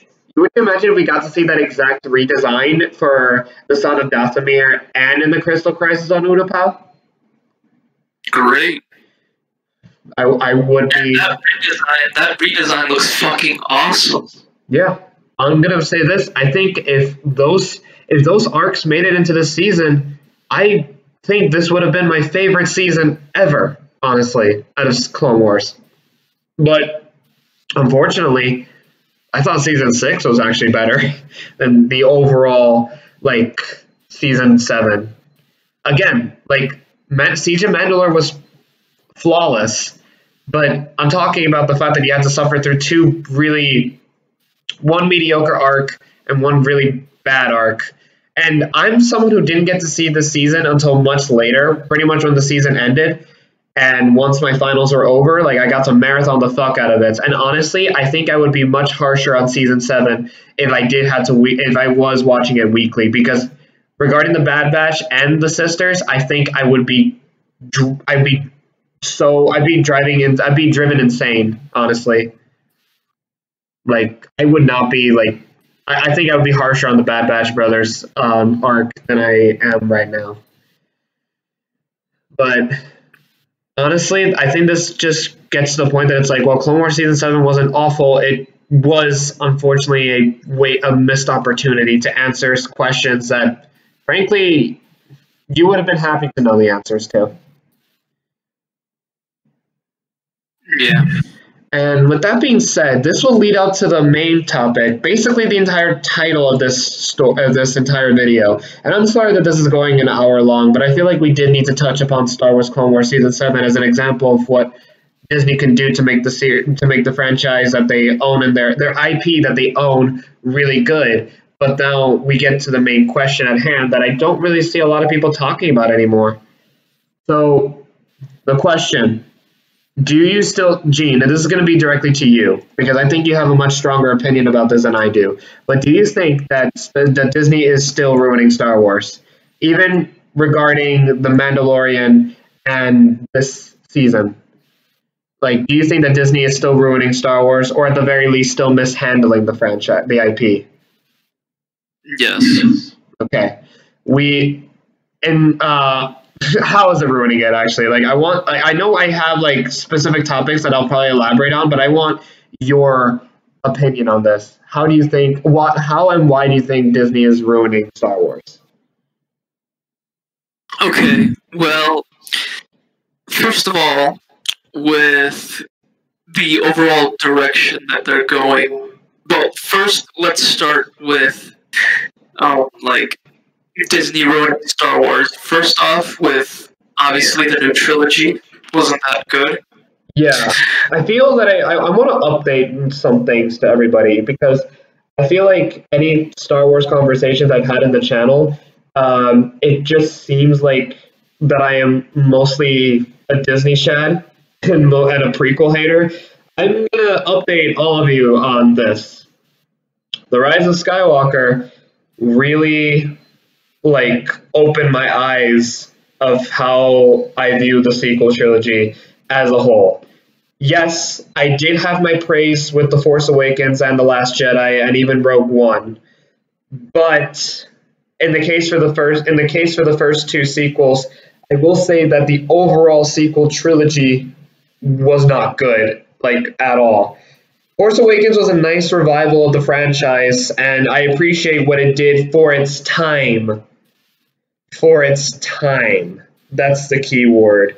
Because unfortunately, none of these movies really hold up. I honestly would argue that Last Jedi holds up, but because there are some good deconstructional themes that are in that film, And maybe this is just me, but I didn't really have that much of a big connection to get offended by the decisions they made with the original trilogy characters, or more specifically with Luke.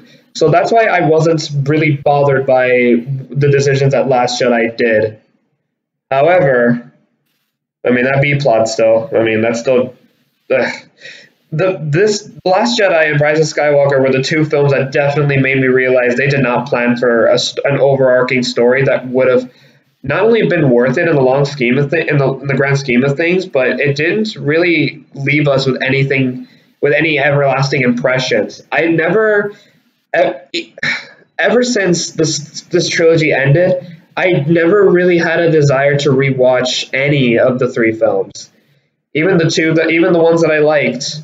And yeah, like it's unfortunate because I did not want to hate the sequel trilogy, but Rise of Skywalker to me was just the biggest fuck it I've ever seen in my life. It's the equivalent of like starting a project that's due tomorrow, and you don't have enough time to like really figure out what you're going to do for the project, so you just half-assed whatever it is you just think of, and then boom, that's the project. It's fucking messy and it's not organized, and you went by it so fucking fast just to get it over with. And that's exactly how I described The Rise of Skywalker. It is currently my least favorite Star Wars film ever made, lower than that of The Phantom Menace and Attack of the Clones. And I know what people are going to say Last Jedi is worse.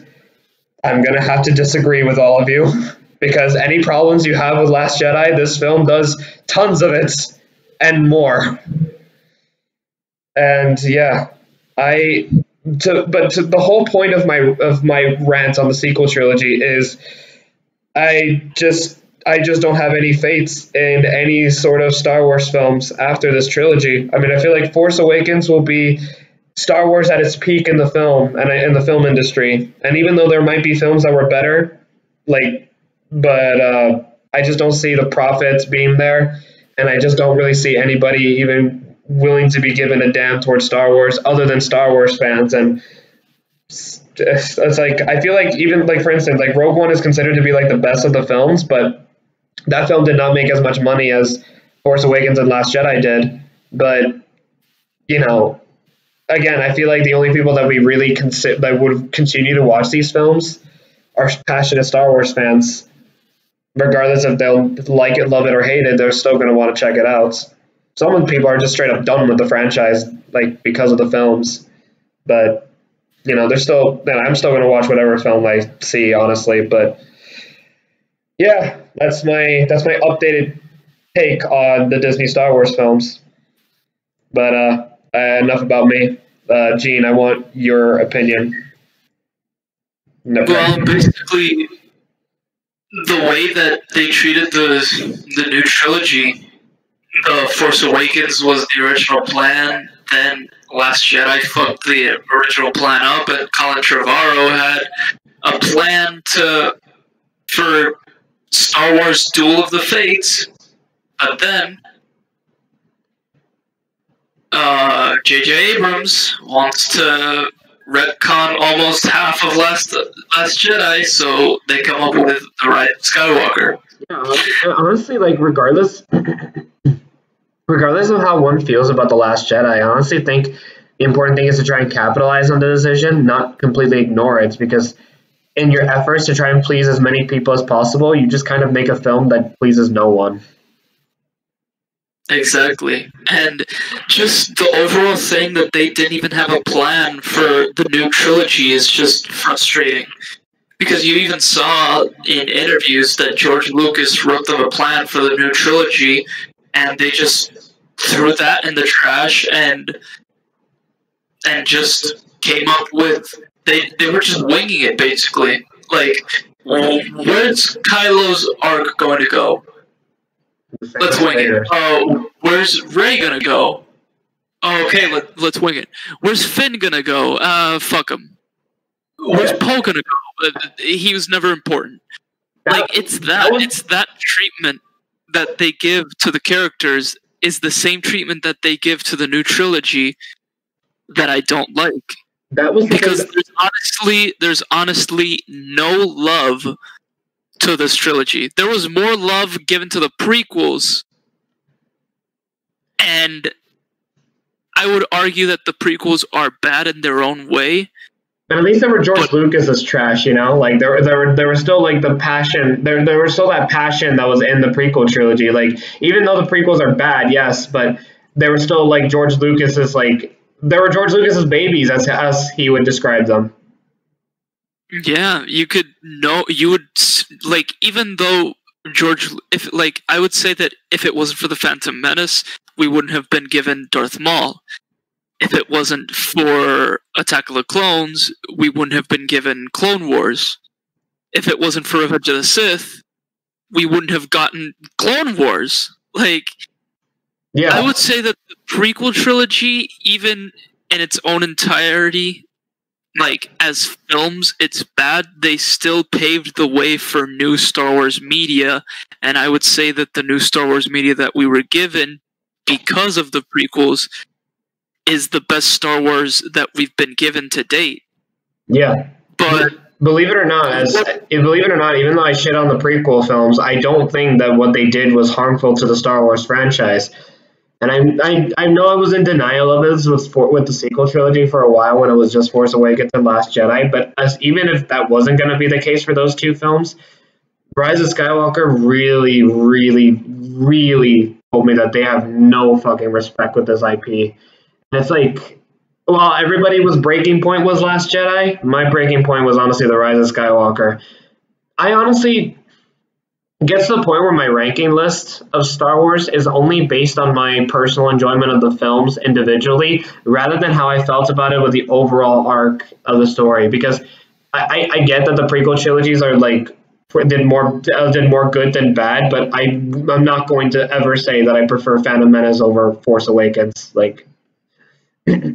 Because you can say all you want about, oh no, Disney's not ruining Star Wars, but the fact is, when Force Awakens was introduced, was given its first trailer, we were obviously excited to watch Force Awakens. But now, as we've seen Rise of Skywalker, are you excited for anything new of the Star Wars franchise? Honestly, I don't know. Like, I don't know, honestly. I really don't know. Like, because I'll be very skeptical at most. Me, not really. Like, the only things that I'm looking forward to are things from the prequels. The Obi-Wan show, The Mandalorian, and Clone Wars already ended. And now there's going to be a Rebels sequel show. But the things that the shows that are going to come because of the new trilogy are this female-centric Star Wars TV show that it's apparently going to be all women. Like, I'm not excited for that. Yeah, I honestly didn't even know about it until you brought it up, honestly, so I wasn't even aware of it. Like, the New Republic, the new comics that are coming out, and they're apparently going to be, like, making the new trilogy that fucking Rian Johnson is going to do. Is that still on? Is that still being considered? I don't know, man. I feel like after the entire controversy with Last Jedi, and considering the fact that Rise of Skywalker went so much they went to the 8th degree to make sure they retconned everything from that film, or as much shit from that film as possible, I honestly would be surprised if Rian Johnson was still given the privilege of directing his own Star Wars trilogy. I don't think anybody would watch it because a lot of people hate Last Jedi. You know, yeah, but I don't know. Like the new trilogy that apparently the Game of Thrones creators are making. Like, I'm not excited for that. I thought that one was I thought they straight up canceled that one. Or no? Oh wait, no. Oh yeah, no. Wait, here's the thing. Okay, yeah, I remember they rushed Game of Thrones season 8 just so they can make their Star Wars movie, only for them to end up not making a Star Wars trilogy anymore. Yeah, like I'm not excited for that. Like, things that apparently are coming because of the new trilogy, I'm not excited for that. But things that the prequels gave us, like Obi-Wan, and, like, don't get me wrong, Disney is, like, producing that, but that's expanded universe that Lucasfilm already had before Disney bought the rights. So that means that Lucasfilm already could have done an Obi-Wan show if they wanted to, even without Disney. So either way, what I'm excited for is just the Obi-Wan show, new Mandalorian stuff, and the Rebel sequel that's apparently going to come. Yeah, I might actually watch that show. Actually, I'm genuinely curious, and I think they kind of have to, especially since Dave Filoni's kind of in charge of the Star Wars shows.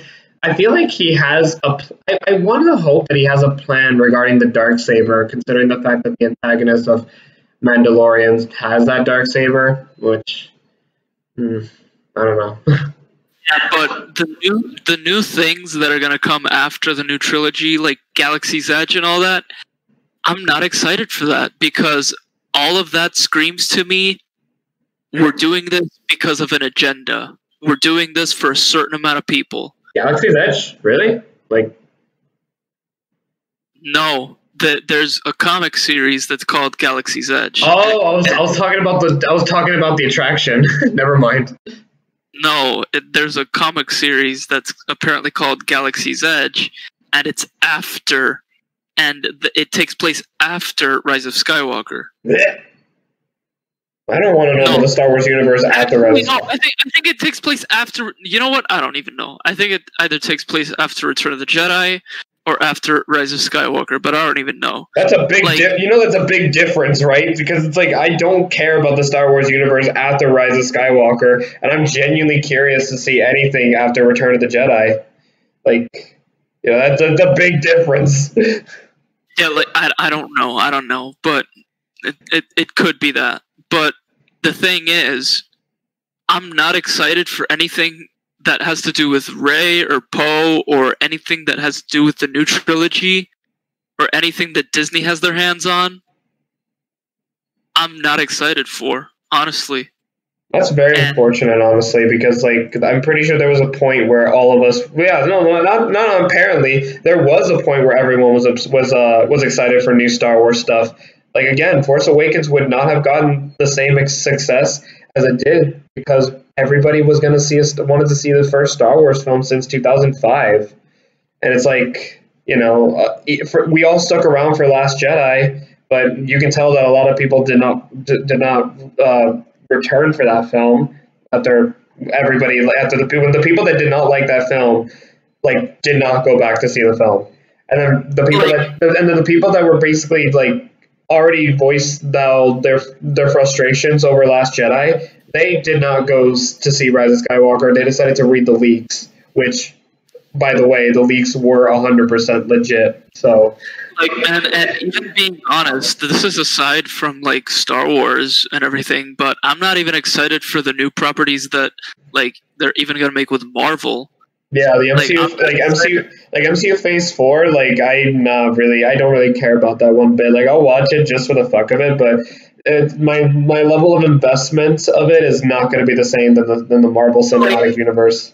Honestly, the only thing I'm truly excited for, and that's when it comes about movie universes and stuff like that, is I'm genuinely curious of what DC's going to do. Not in terms of excitement, but I'm genuinely curious as to what's going to happen. Yeah, because now there's going to be the Snyder Cut on HBO Max, and I'm like, wow, this literally took a turn. Yeah, for better or for worse. Who knows? Because I'm not a big fan of the DCEU, considering that I haven't really liked any of their films. Wonder Woman and Shazam are the most okay for me, but I still wouldn't go out of my way to say that I love those films. I hated Batman vs Superman and Justice League, but surprisingly, a lot of people are actually excited for the Snyder cuts. I'm planning to do an entire SlutCast with solely based on the Snyder cut, but yeah. But I agree with you because after Justice League, it just seemed like everybody was going to take their own individual direction. You had a solo Aquaman movie, and you know, you have Birds of Prey and a solo Shazam movie. You know, I'm curious to know what they would do and what happens if the Snyder Cut turns out like does well, or you know, let's daydream for a second. What if the Snyder Cut was turned out to be good? You know, will there be a Justice League? Will Ben Affleck return because he was a big supporter of the Snyder Cut? Who knows? But besides the point, yeah, I agree with you. Like after Endgame and Rise of Skywalker, I don't really have like any level of investment with the Marvel Cinematic Universe and Star Wars as I used to. This translates. Yeah. This translates a little bit to the. Because before I would be like, oh, I can't miss any of the movies because I need to keep in touch. Like especially after what's going on, and like, but now after like especially Rise of Skywalker or especially after Endgame, and I'm not talking just about Star Wars and Marvel, I'm talking about any other type of media, even DC. Like I'm talking about all of them. They're all in the spectrum. They're all in the circle. Yeah. I would always be, I need to watch every single movie because if not, I'm going to miss out of what's going on and I'm going to be lost. But now, it's like I don't honestly, care. I don't care. Honestly, I don't care because remember how awesome Captain America Civil War was? Like after that film, you just wanted to come back to see what was going to happen between the conflict of Tony and Steve moving forward. Like yeah, I was honestly really looking forward to Avengers Infinity War just to see what's going to happen between those two, because Civil War ended in such a like downer note and it was awesome and I loved it. You know? But you don't get that. Like now they're kind of done, and even if Rise of Skywalker isn't the last Star Wars film, which it isn't, but you know it's supposed to be the last of the Skywalker saga. I'm not excited for the other properties that they're gonna do, because apparently they're probably gonna do like an Old Republic Star Wars. Oh yeah, they're gonna fuck it up big time. Let's be honest. But the thing is, the video games already touched on what happened in the Old Republic. Like you can just play the games. I'm just gonna say that right here. With the Star Wars prequels, there was a passion project. With Clone Wars, there's a passion project. Anything that Dave Filoni has worked with is mainly just out of his passion with the franchise and how it means so much to him and how he wants to expand on the world. With everything outside of that, mostly the movies. The movies is the one I see it the most. It's Disney just trying to make a quick buck, basically. That's all it is. Like, there's no passion behind it. Like, again, I like The Force Awakens, but it's a rehash of A New Hope, and it's literally just made just to get just for the cash grab. I like Last Jedi, but even I can admit the fact that it lacks a lot of world building to justify a lot of the decisions that Rian Johnson made. I do think Last Jedi is the most passionate out of the films we've had so far, but I'm not saying it for the better, really. I'm saying it like in the sense that he thinks he can just make shit up and everybody would be chill with it. But like, there's no passion with this trilogy. I don't even see a passion with Solo that much. I think Solo, I just see it as a gigantic cash grab. And I don't know what to feel about Rogue One, because Rogue One is a film that went through a lot of reshoots and another director that dropped out of the project. So I don't know if it's just me, but doesn't The Last Jedi look a little bit better than Rise of Skywalker? Like the visual effects and the way the characters look, they look better. I 100% agree with you. I think Last Jedi, in terms of a cinematography point of view, cinematography-wise, Rogue One and Last Jedi are the best-looking Star Wars film, but if I had to choose between those two, I'll easily say Last Jedi looked the best out of every Star Wars film to date. Because there's that level of visual storytelling that was done very well in Last Jedi. The deconstruction of the Force that Luke gave to Rey was genuinely gorgeous looking, and even the scenes with Rey and Kylo Ren like doing the Force bond is so well executed, very well done. And I'm honestly gonna say that Rise of Skywalker kind of cheapened it. You know, it wasn't as good as it was in Last Jedi. Like Rise of Skywalker, like looks very dirty in my opinion. I don't know if I say it's dirt. I don't know if I say it looks dirty, but it definitely doesn't look as good as Last Jedi. No, like there's something that went down and behind the scenes. Like I'm not saying it's like I don't know, but like I can definitely say that Last Jedi definitely looked better than Rise of Skywalker. But you know, even if Rise of Skywalker was the prettiest film in the series, I'd still hate it with every passion of mine, every fiber of my soul.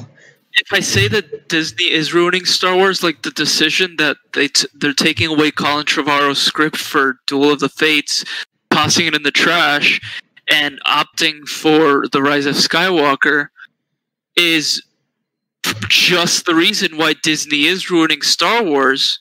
Because I want to ask you this: Did you get to see Colin Trevorrow's script? Like did you get to see what it was going to be about? Yeah, I was watching like Star Wars theories videos on it, and it looked great. Like Rey even had a double-bladed lightsaber. That's what I wanted. That's what I wanted. I really wanted Rey to have her own lightsaber instead of using Anakin's lightsaber again. And it's like, honestly, I'm not sure if I would have liked Colin Trevorrow's take on it, but I would have liked it more than what we got.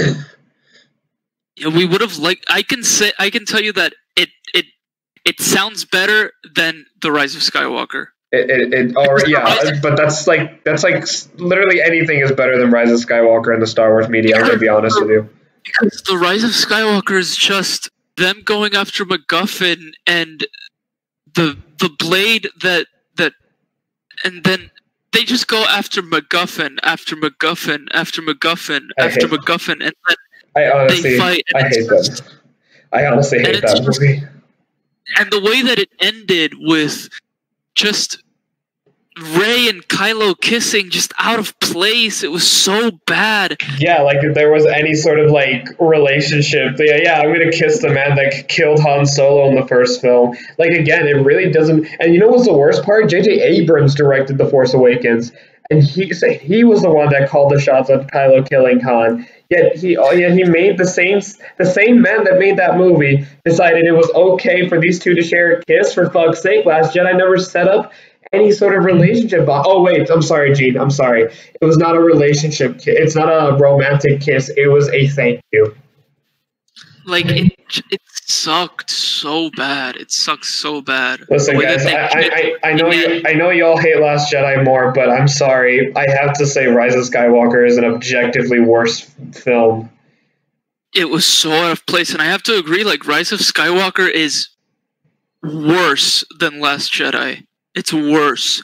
I can actually re-watch The Last Jedi. Rise of Skywalker, I can't. There's just so many things bad about it. Yeah, like it's like I already said it. It's my least favorite Star Wars film now. Like I'm giving Phantom. I actually like. Hell, you guys got to give me credit. Like I even gave Phantom Menace and Attack of the Clones the benefit of the doubt when I was just talking about like the good things about the prequel. So I decided to also give them a break on don't thinking that there's the worst things that could ever happen to like humanity, because I honestly think Rise of Skywalker is just a perfect example of what happens when a company gets greedy over your passion. Basically, it's just the fact that they didn't plan anything out. Just the fact that they didn't plan anything out. That's the part that mind boggles me. It's like how do you get an IP as big as Star Wars and you don't plan a story? For fuck's sake, the Marvel Cinematic Universe had its story planned since 2008, and 2019 is when Endgame launched, the conclusion of this entire cinematic universe. If Marvel can do that, how come Star Wars couldn't do that with just 3 films? And now, back then, I used to use the bullshit excuse of, well, it's a trilogy. They didn't have enough time to like build up the story, and if they made more than just 3 films, it would have probably meant something. And maybe I had a point then, but I still think you could have done something with a trilogy. Maybe it won't be perfect, but nothing's perfect. But it's like you could have done something that stood out the test of time. And while I think Last Jedi did accomplish that to some extent, it only accomplished it in the sense that everybody will definitely not forget the fact that was the film that everybody hated now. Like I mentioned this in my letterbox, The Last Jedi is the one film that Disney has made that will stand out the most whether it's for better or worse, because that's the film that everybody's going to continue talking about. Because, you know, I'll give it credit. There are people that genuinely still do like the film, but there are passionate people that really hate the film to death. And I honestly think that there should be a Star Wars film that should be like, you know, Infinity War level quality, where we can come back to that film and it's like, wow, remember when that film like blew my fucking balls off? Like, that was great. Like, even though there are certain things that about Star Wars that are going well, just like the TV shows and season 7 of Clone Wars, for example, but we have to remember that's not because of Disney. That's because of Lucasfilm. Like, it was because of the passion project. And I kind of want to, and I want to like elaborate a little bit more on this one. Star Wars Rebels and Mandalorian are two shows that I'm a little bit more critical of. I'm currently rewatching Rebels because I do want to have a fresher opinion on that show. But from what I can tell you, Rebels was okay in season 1. It was great in season 2, but the seasons 3 and 4, I remember they dragged the show down to the point that I don't really like the show as much. And Mandalorian, I think it was a fine show. I think it had a strong start, a strong conclusion, and the middle was just the weakest part of the entire show. Like, a few like nitpicks here and there with Mandalorian, but I honestly think it was a genuinely like fine show. It was, and I don't mean that as a bad thing. It's just fine. I just think it's a bit too short. It's a little bit short because there's only 8 episodes. I don't think a lot has really happened regarding the overall narrative. But my main concern is that I don't know how they're going to continue with this show, with the direction they're currently going through, without making it seem like somewhat pandering. Because Ahsoka is going to be in this show, which makes me concerned, because considering the fact that Ahsoka is a fucking ghost in Rise of Skywalker, makes me wonder what they're going to do with the character and how they're going to kill her off in any sort of capacity, if they even consider doing that, because Ahsoka makes bucks.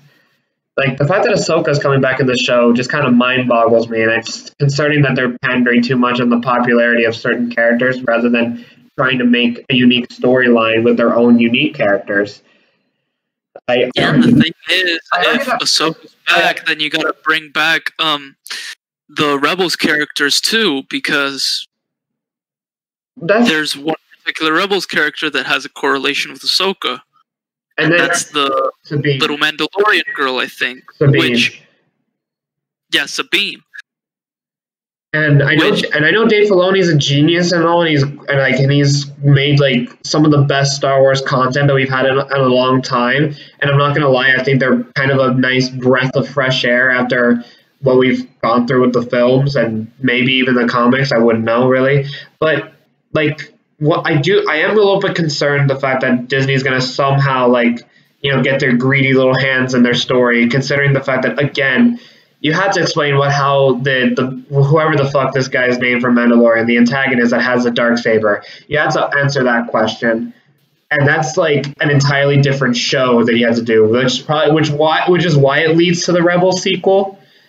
Then you also have to explain what happened to Ahsoka, because shitty ass Rise of Skywalker turned her into a Force ghost. And, you know, J.J. Abrams can say all he wants that, oh, Ahsoka was not is not dead. Then what the fuck then why is she even in the scene with the other ghosts? Yeah. It's like, no, you just straight up killed her. You just didn't know because you're one of those hacks that doesn't know anything about Star Wars. So now we need to know how she died, and I'm gonna hate it. You couldn't just not put her in the fucking movie, you know? Yeah, but I'm done with my rants. The movies like don't have any hope. Like and if they do the New Republic, the Old Republic stuff, we already have that as a video game. So it's clearly just another attempt at making money. There's no passion behind it. There's nothing that I respect or appreciate anymore. I'm not a Disney show anymore now, am I, people? Yeah, because even the beloved characters that were given to us because of the Old Republic was because of the video game, not because they're gonna make a movie out of it. And like if somehow there's anybody that's gonna defend Disney in this one, you might be wondering, well, the Marvel Cinematic Universe were for the most part a story that was adapted into a comic. I don't know what to tell you on that one, but I will still say that it's still not Disney that's making the characters interesting. It's an already established storyline being brought to the cinema. And even then, Jon Favreau and everybody working on the MCU did a damn good job at still making the characters likable and mean something. Because I'm not gonna lie, like I'm pretty sure comic book wise, DC was pretty much like knocking Marvel pretty much to almost irrelevancy, unless you're talking about like Spider-Man and the X-Men, really. But in terms of like the Avengers, I don't think they really stood out compared to the Justice League. But this Marvel Cinematic Universe did bring characters to light. Like Iron Man and the Guardians of the Galaxy are household names. Do you think the hacks at Disney Star Wars are going to do something like that with the New Republic?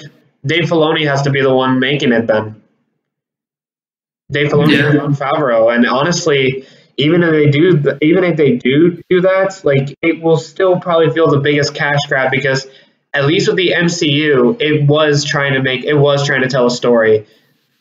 Whether it's already been established or not, it still had to go through the character developments, the character arcs, the struggles, and everything that they had to go through. They still had to establish all of that. New Republic, it's already a story you've been told to the point that all you just got to do is really just adapt it. It's like the equivalent of just adapting a live-action Disney film. It's like because the thing is, if they adapt it and make it the same thing, some people are gonna argue and say that, oh, it's trash because it's just the same thing and you shouldn't have even done it because this is just a cash grab. But other people are gonna say that if it turns out to be different, people are gonna hate it. Yeah, because it's the same thing that's going on with the Final Fantasy VII remake. Oh god, you can argue that the same thing's happening. You can argue, but the same thing's happening with the Final Fantasy VII remake. Some people are arguing that it's not the same story and that certain things are changing, and that's why some people don't like it. Well, the same thing could happen with the Old Republic, that you take beloved characters like Darth Revan and Darth Nihilus and turn them into characters that they're not, change certain things about their character arcs. And honestly, that's another game we gotta cover. And fuck their character arcs up. Like, Darth Revan is one of those characters that has an internal struggle with the light side and the dark side, and it's one of the main plot points in the game. But how are they going to do it in the movie? Or in the show, or whatever it is? There's no way that they're going to do it as right in the game, because in the game, it's us, the player, who dictates what goes on in the movie. I mean, in the game. Whereas in the movie, it's the higher-ups at probably Disney or Lucasfilm. They're going to dictate what happens to Revan, what happens to Darth Nihilus. Basically, it's essentially them making it into a movie is them playing the game their own way, and they pick their own path, but they'll make shit up just to make it seem like a unique journey that's not even part of the game in the first place. And I don't know. Like, I know for a fact that it's not going to be the same, and it might turn out to be a disaster or just too safe, and then no one's going to care about it and move on with their lives. Even so, the Old Republic is a prequel to the prequels. So if they fuck something up that happened beforehand to the Republic that was going on with Anakin and Obi-Wan, and they go even backwards in time, and they try to establish things that already happened in the game and adapt it to a movie, and they change certain things, and those certain things are plot holes that happen towards the prequels. That was a mouthful. Can I say something regarding one thing? I'm really surprised not a lot of people make a big deal about it with Mandalorian, but Rise of Skywalker was the film that introduced the force healing thing that, the force healing thing that you can... Oh, and in Old Republic, the Darth Nihilus has the ability to eat worlds, to consume worlds. What the fuck? How are they gonna do that in the movies? It's gonna look so fucked up. Fucking weird. How are they gonna do that in the movies? How are they going to explain that? How are they going to explain Darth Revan's internal struggle with the light side and the dark side? Back to what I was. And the fact is also that Old Republic is dark. Like, oh, they're gonna put some Marvel humor in there. Disney's for children. There's like, and the only humor that's in Old Republic is dark humor. The droid, I don't remember his name. Honestly, I feel like if you can count the fact that Rogue One, Solo, and Mandalorian, which are probably the more serious Star Wars content that we've gotten ever since Disney has ever since Disney's owned the franchise, even those three have their own specific humor. I think Mandalorian actually handles the humor better than the three, but Rogue One had humor, and Solo had humor, and I think I know they're not the worst humor you can possibly put in that type of scenario, but you wanna know the humor that Old Republic has?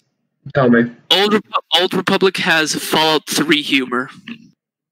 Damn. All right. Honestly, I actually kind of want to play the game. Believe it or not, I've actually never played Old Republic. How's Disney going to adapt dark humor that is actually a character's personality trait, using dark humor to cope with things? How is Disney going to adapt that in 3 movies, nonetheless? 3 movies that are probably going to be a standard time of 2 hours and 30 minutes. I don't know, man. Honestly, the Old Republic movies are going to flop. New Republic or whatever is going to flop. Everything that has to do with the movies, in my opinion, are probably going to flop. So I would have to say that yes, Disney is ruining Star Wars, no matter what other people are going to say. Disney is ruining Star Wars. And here's something that I want to touch upon. But one of the things that making a prequel could be just as honestly. Okay, remember the hyperdrives crash scene from Last Jedi? I'll admit that it ruins stakes for future films. I don't think it really affects the past as many people can say it does, because honestly, you can come up with whatever bullshit excuse of why it was never established in the prequel era. So I honestly didn't think that scene is a big deal. But what I do take issue is the force healing ability in Rise of Skywalker. In that film, they established the fact that you can honestly heal another individual that has been through so much damage, and then you can heal them, and whatever, they're fine and all. I'm a little bit mad that not a lot of people really talk about this, considering the fact that this is a show that a lot of people love. But Mandalorian decided, hey, let's have Baby Yoda do that shit too. And that's one of the problems that I can see with them doing another prequel, is the fact that they can do something that can ruin the overall arc much worse than any sequel could potentially do. You know how the prequel films before Revenge of the Sith, that one of the common criticism is that the technology that they use in the prequel seemed way more advanced than the ones in the original trilogy, which I think is kind of true, especially in Phantom Menace and Attack of the Clones. They kind of back down a little bit with Revenge of the Sith and to some extent Clone Wars, but there have been criticisms in which the fact that the prequel films did have technology that was superior to that of the original trilogy. And stuff like that, even tiny things like that, can fuck up the overall narrative of Star Wars. And regardless of what you feel towards Mandalorian, the fact that they even touched upon the force healing thing, it's just not very good. I don't understand why they even touched it. They didn't even need to do that. Yeah. It's I don't know how the overarching narrative of it's not going to be any more Skywalker stuff, where the whole story of Star Wars up to this point was affected by the Skywalkers. So how is the narrative going to keep going if apparently it's no Skywalkers allowed now? Oh, look, throw away the Skywalkers. I'm gonna bet money they're gonna break their own rule and somehow include a Skywalker in there. Like they're gonna create like an entirely new character, and you're not gonna know anything about his or her backstory or anything. And then at one point, there's gonna be an antagonist gonna be like, "You are a Skywalker. You are the long lost son of Rey Skywalker," or some shit like that. I can promise you that Clone Wars is an anthology series, and they're probably going to do a season 8 with this whole. That would have been a fucking waste. Like all that advertising of it being the final season, and then they're like, "No, just kidding. Here's another one." It's an anthology. We don't care. Because most likely, with all this cash grab of season 7 and all that, trust me that it made a lot of cash. It made a lot of. It's definitely the most successful thing that Star Wars has done in a long time. Yeah, and it's Disney, so it's not just gonna throw away Clone Wars. They're probably gonna take the canceled arcs and they're probably gonna make it into a new season. That would be so typical Disney. Since it's an anthology series, they're gonna say, "Oh, season 7 is the final season," but since it's an anthology, let's just do the same shit that season 6 did, and just like. Call it like the Lost arcs or something like that, like the Lost stories. Yeah, just do reworks on them, so that way we still have Anakin, we still have Obi-Wan, we still have Ahsoka, we still have characters that have to do with these parts of the Star Wars universe, and like we can still use Darth Maul and Palpatine. Like they're not done yet. It's like we're still going to be pandering with everybody with these characters. The stories have been done like ages ago. We won't move on to new stuff. But here's more Anakin. Here's more Obi-Wan, and here's more Darth Maul and Ahsoka. Yeah, because God forbid, we can't have a new Star Wars product without having to put in Ahsoka. Like. I love Ahsoka. She's one of my favorite characters in all Star Wars. But why does she need to be in everything? Yeah, but I'm going to wait for the Fallen Order sequel to come out, and then somehow shoehorn in Ahsoka. Yeah, but that's my 2 cents on it. That's my 2 cents. Okay. I think that's everything I have to say about it. And now for the final question, and I want you to be the person who finishes off with this question. I think you have a lot to say regarding this topic, but a lot of people, I don't know, I don't really feel this way myself because I don't think he was the reason why Star Wars is really great, especially with the original trilogy, because everybody knows it was a group effort.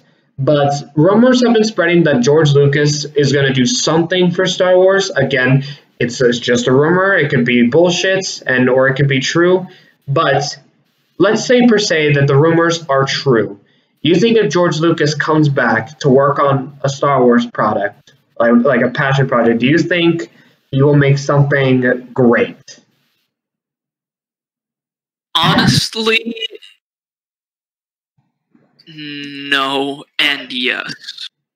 Okay. The whole, I would have to say yes and no. Because, for one, George Lucas actually did write a whole script and gave it to J.J. Abrams and Kathleen Kennedy and showed it to them.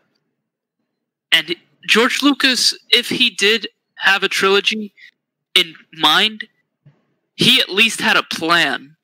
Yeah. He at least planned out the story for 3 movies. So he at least did something, whereas Disney, and when I say Disney, I'm talking about Kathleen Kennedy and J.J. Abrams. Bob Iger. And Bob Iger chose to ignore the script that he had in place, chose to ignore that, and cast it aside and decided to wing it. Can I say this? I know a lot of people give a lot of shit to Rian Johnson in The Last Jedi, but one thing that I always do bring up, and this is kind of a personal reason why I was a Last Jedi defender for a while, but they even explained the fact that J.J. Abrams never had anything planned for Rey and everyone else for The Force Awakens. I'm not going to say that I'm defending everything that Rian Johnson did, nor am I saying that your take on Last Jedi is wrong or anything. But the reason why I've always defended Rian Johnson's decisions is the fact that there was not only a lot of expectations where your answers was going to be, well, our questions were going to be answered in Last Jedi, but the fact that he had to make it up, like the fact that he had to come up with something that can at least be good for an overall narrative. Like personally, I think the explanation of why Luke was was absent in Force Awakens was a good decision. Him being a hermit was a good idea, but the problem was just the execution. He went from someone that would not kill his father, despite him being the second evil man on the planet, to wanting to kill his own nephew. And he wanted to make a take that was not the same, the typical "I am your father" reveal. So he came up with something that Rey came from nothing, but will turn out to be something great in the future. So I despite a lot of issues that The Last Jedi has, at least with the fact that Disney did not plan an entire storyline of the sequel trilogy, it's part of the reason why I still have a lot of respect for The Last Jedi, even despite everything. It's just that reason. And I honestly see that if George Lucas does come back, I can see something maybe not amazing, or even, maybe something not even that good, especially if he has complete creative freedom. But at least you can see something different, At least he can give us something that's planned out and actually has a lasting impression on us more than the new trilogy had. I can at least say that George Lucas does have the creative mind, obviously, to do something that's could be actually even original, something that we haven't never seen in Star Wars. Because, I mean, come on, even though the prequels are not the best movies, they're still something new to the Star Wars universe at the time. Yeah, they offered, honestly, they offered the best world building out of any of the Star Wars films. The original trilogy was good in the world building department in the sense of how it had to establish everything, but the prequels went far beyond that. Yeah, and believe it or not, one can argue what was the problem with the sequel trilogy, whether it involved the lack of story planning or how they treated the characters of the original trilogy. Me personally, I think it's the lack of world building, which comes into play with a lot of the things that could have and should have justified a lot of the decisions of why the characters of the original trilogy are the way they are, and why the First Order was in control after defeating the Empire. It's the complete lack of world building that the sequels had. Yeah, and the whole criticism that a lot of people have with Star Wars is that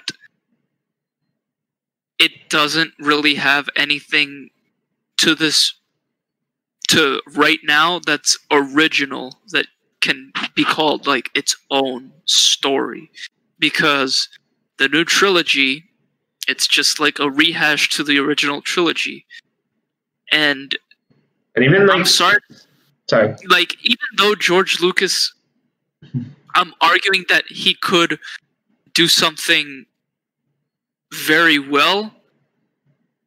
What I would like is that George Lucas could create something that would be wholly original to the Star Wars franchise. He would be able to create new characters that we would fall in love with. And I want to elaborate this. Even Rogue One and Solo just felt a little bit more pandering to the original trilogy as well. And I know a lot of people love Rogue One, but it's kind of the truth. It heavily depended so much on the knowledge that you already know what happened in A New Hope that I don't think it really stands out as its own self-contained story, because it's really just the entire. Also, the new trilogy feels a lot like it's a reaction to something. Yeah, Force Awakens was a reaction to the prequels because it wants to make things right. Last Jedi was a reaction to The Force Awakens because it played it safe, so it tried to be the ballsiest Star Wars film ever. Rise of Skywalker was a reaction to Last Jedi because everybody hated the decisions that Rian Johnson took, the direction that Rian Johnson took with Last Jedi, and felt the need to pick the most predictable and most garbage Reddit fan fiction like answers ever. Yeah, because even though these movies are supposed to be trilogies and you should see them as a whole, in a lot of trilogies that I've seen as a kid, or in a lot of trilogies that I've seen like in the past, like for example, the Spider-Man movies with Tobey Maguire, like you can take them apart and they're their own movie, like they're their own thing. Even with the prequels, if you take some of them apart, you can see Revenge of the Sith and not see any of the other movies. You cannot see Phantom Menace and not see Attack of the Clones, and you can see Revenge of the Sith as its own movie. But the problem with the new trilogy is that you can't really see it as its own movie. It's always reacting to something else, because it always seems like it's a reaction to something else. Like it's a reaction to what happened previously, and it's very codependent on something that came prior. Like Force Awakens is being very codependent to the original trilogy and the prequels. Last Jedi is very codependent on The Force Awakens. And Rise of Skywalker is very codependent on The Last Jedi, because not a lot of people like The Last Jedi, and it's trying to retcon certain things that happen in The Last Jedi. Yeah. So the new trilogy is not bad just because it's not wholly original. It's because it's also codependent on previous movies and previous things that already happened.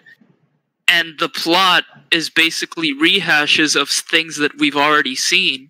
Another example of a trilogy that you can pick apart and watch solely by itself, and I would say it's probably one of the best trilogies ever, is the Dark Knight trilogy. Like, you can take Batman Begins solely for itself and see it alone and not even watch the other movies. Whereas with the new trilogy, the Force Awakens ends, and it ends with a cliffhanger to The Last Jedi. So it's like if the new trilogy was never a finished product until The Rise of Skywalker came out, and once it ended, that's when it was really, really bad. Yeah.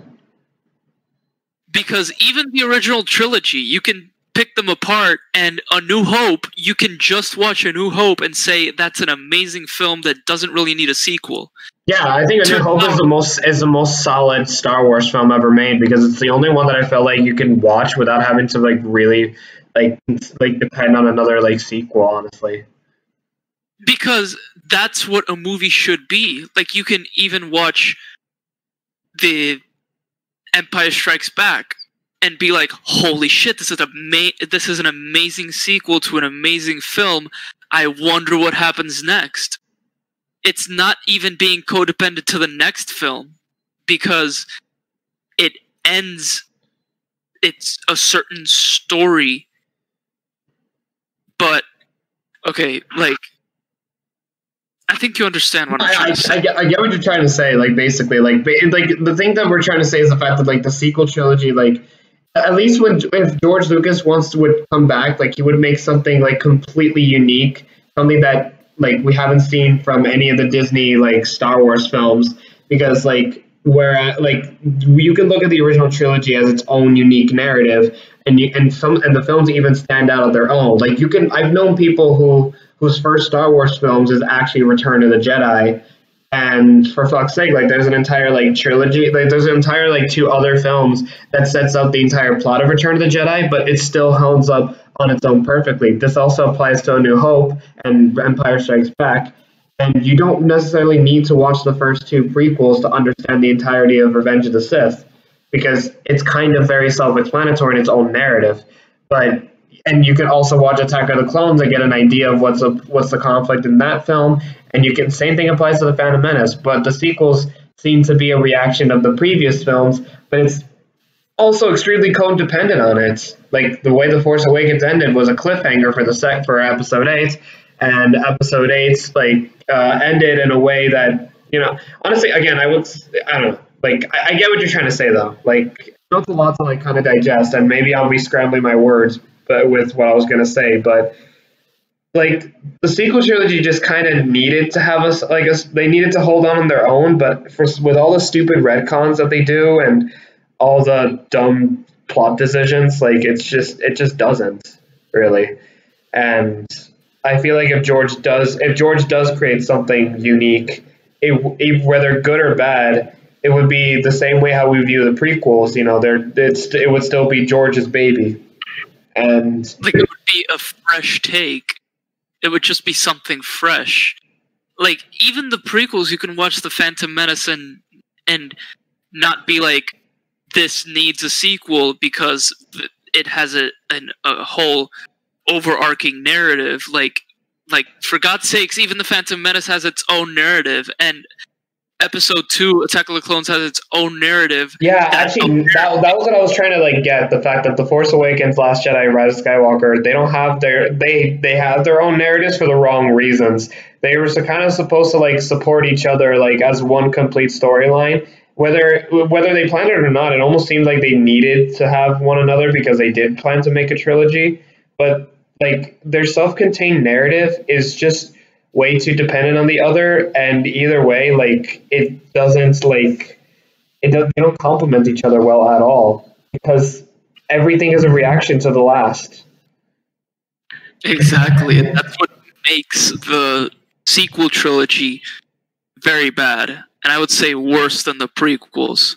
Yeah, I'm kind of on that level there myself, actually.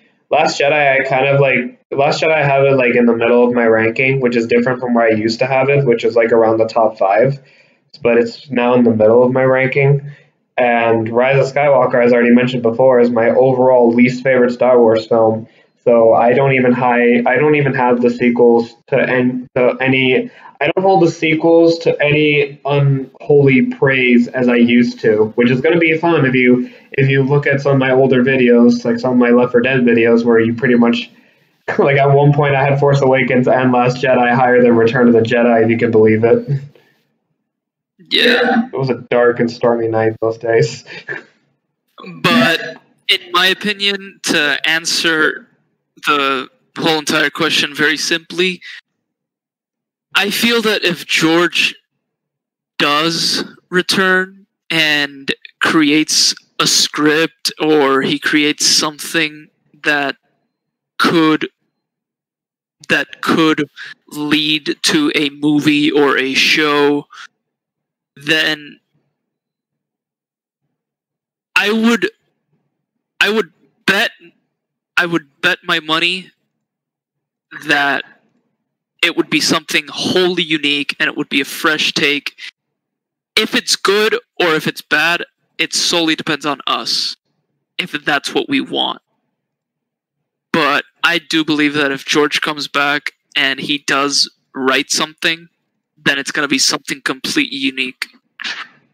Yeah. Because that's what we all want from Star Wars, because something new. That's what we all want. And I feel like if we want that, then George has to take part in it, probably.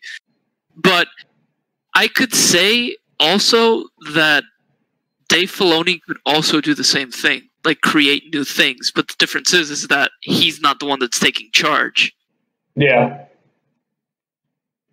So I feel that if George does come back, then he would create something entirely new and something entirely fresh for the universe.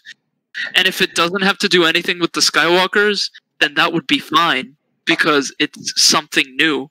But if Disney creates something that it doesn't have to do anything with the Skywalkers, it's going to be very difficult for it to be something new and not wholly and not completely codependent on something else. Because again, this would have to take place after the sequel trilogy. Yeah. Completely. I'm pretty much, I think, on the same boat with you, and I completely agree with everything, because it's like, you know, George would make, like, yeah, to end it simply, like, I disagree with you. I don't really have anything else to say, like, to add to that point without sounding a little bit redundant. But with that being said, this is how we will close the SlutCast, basically. This is an interesting discussion. Any final words, Gene? No, that's everything. We talked about everything that we were going to talk about. All right, then. Well, this concludes tonight's SlutCast. I hope you all enjoy it. I know I had a really interesting... Well, we do have something else planned to say. Like, we have other SlutCasts planned in the future. Oh yeah, so like just a quick recap. So a lot has happened over this year. I mean, obviously, I don't know if you're all aware of it, but no, but in all seriousness, like as an individually, like for myself, like a lot of stupid shit has happened. Like this computer that I'm currently using right now is not the same computer that I used to use back when I would make videos. That to answer simply, like my old computer got a virus, and like I was gonna take it to get it fixed prior, but first of all, the Best Buy that was really close to where I lived just shut down before the pandemic outbreak, which is great. And so and of course, like I needed like some time before I could ever like take it to get it fixed. So then, you know, this semester has also been like a huge detriment to me. And the pandemic happened, and I don't know if I'll be getting it fixed anytime soon, personally, because a lot of reasons. But hopefully, I can get a brand new computer that's better than the old one and better than the current one I'm using. And not only will my videos be way better in quality, and I'll be switching to a PC master race, but, you know, hopefully I'll be a little bit more consistent. Like, that's why I just haven't been posting a lot of videos, and the Left 4 Dead videos I've been posting has been straightly taken from guys' streams, because that's the best way I can probably provide the content at the moment. Right now, I'm improvising a lot, because I'm having a lot of audio qualities with Gene, like for the desktop audio with Audacity. But funny thing is, Gene, I'm going to say this. While we were doing the podcast, the first hour or so, Audacity was actually recording your voice.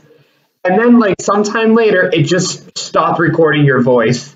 So, but luckily, I have OBS Studio still recording, so everything you literally said is still, like, being heard. We have a lot of a hate relationship then. Yeah, so I am literally playing this by ear and improvising as I go, and I know it's going to be a pain in the ass to edit this, but whatever. This is still like a very good SlutCast. And yes, Gina's right. We do have more stuff to go. We had to talk about Mortal Kombat 11. We had to do Final Fantasy VII Remake, which came out a couple months ago, which we'll hopefully be able to do it with Juanito, so we can have a three-way, SlutCast meeting with all three of us, because, you know, we are the main, like, guests of the SlutCasts, the three of us. We're the main sluts. Yeah, exactly. And it would be interesting, because you've never met Juanito, and I think it would be an interesting SlutCast. And we have Final Fantasy VII Remake. We wanted to talk about the Snyder Cut. And when Last of Us Part 2 comes out, that's another game that we might cover, because I think, based on just a couple of things that we know about the game, that there is going to be a lot to talk about with Last of Us Part 2. But without further ado, I hope you all have a great night, have a great day whenever you're watching this. I hope you have a fucking beautiful life, okay? So, All right, sluts. We must bid you adieu. So, goodbye, and good night. All right. Later, sluts. And I'll see you in the next one. Peace.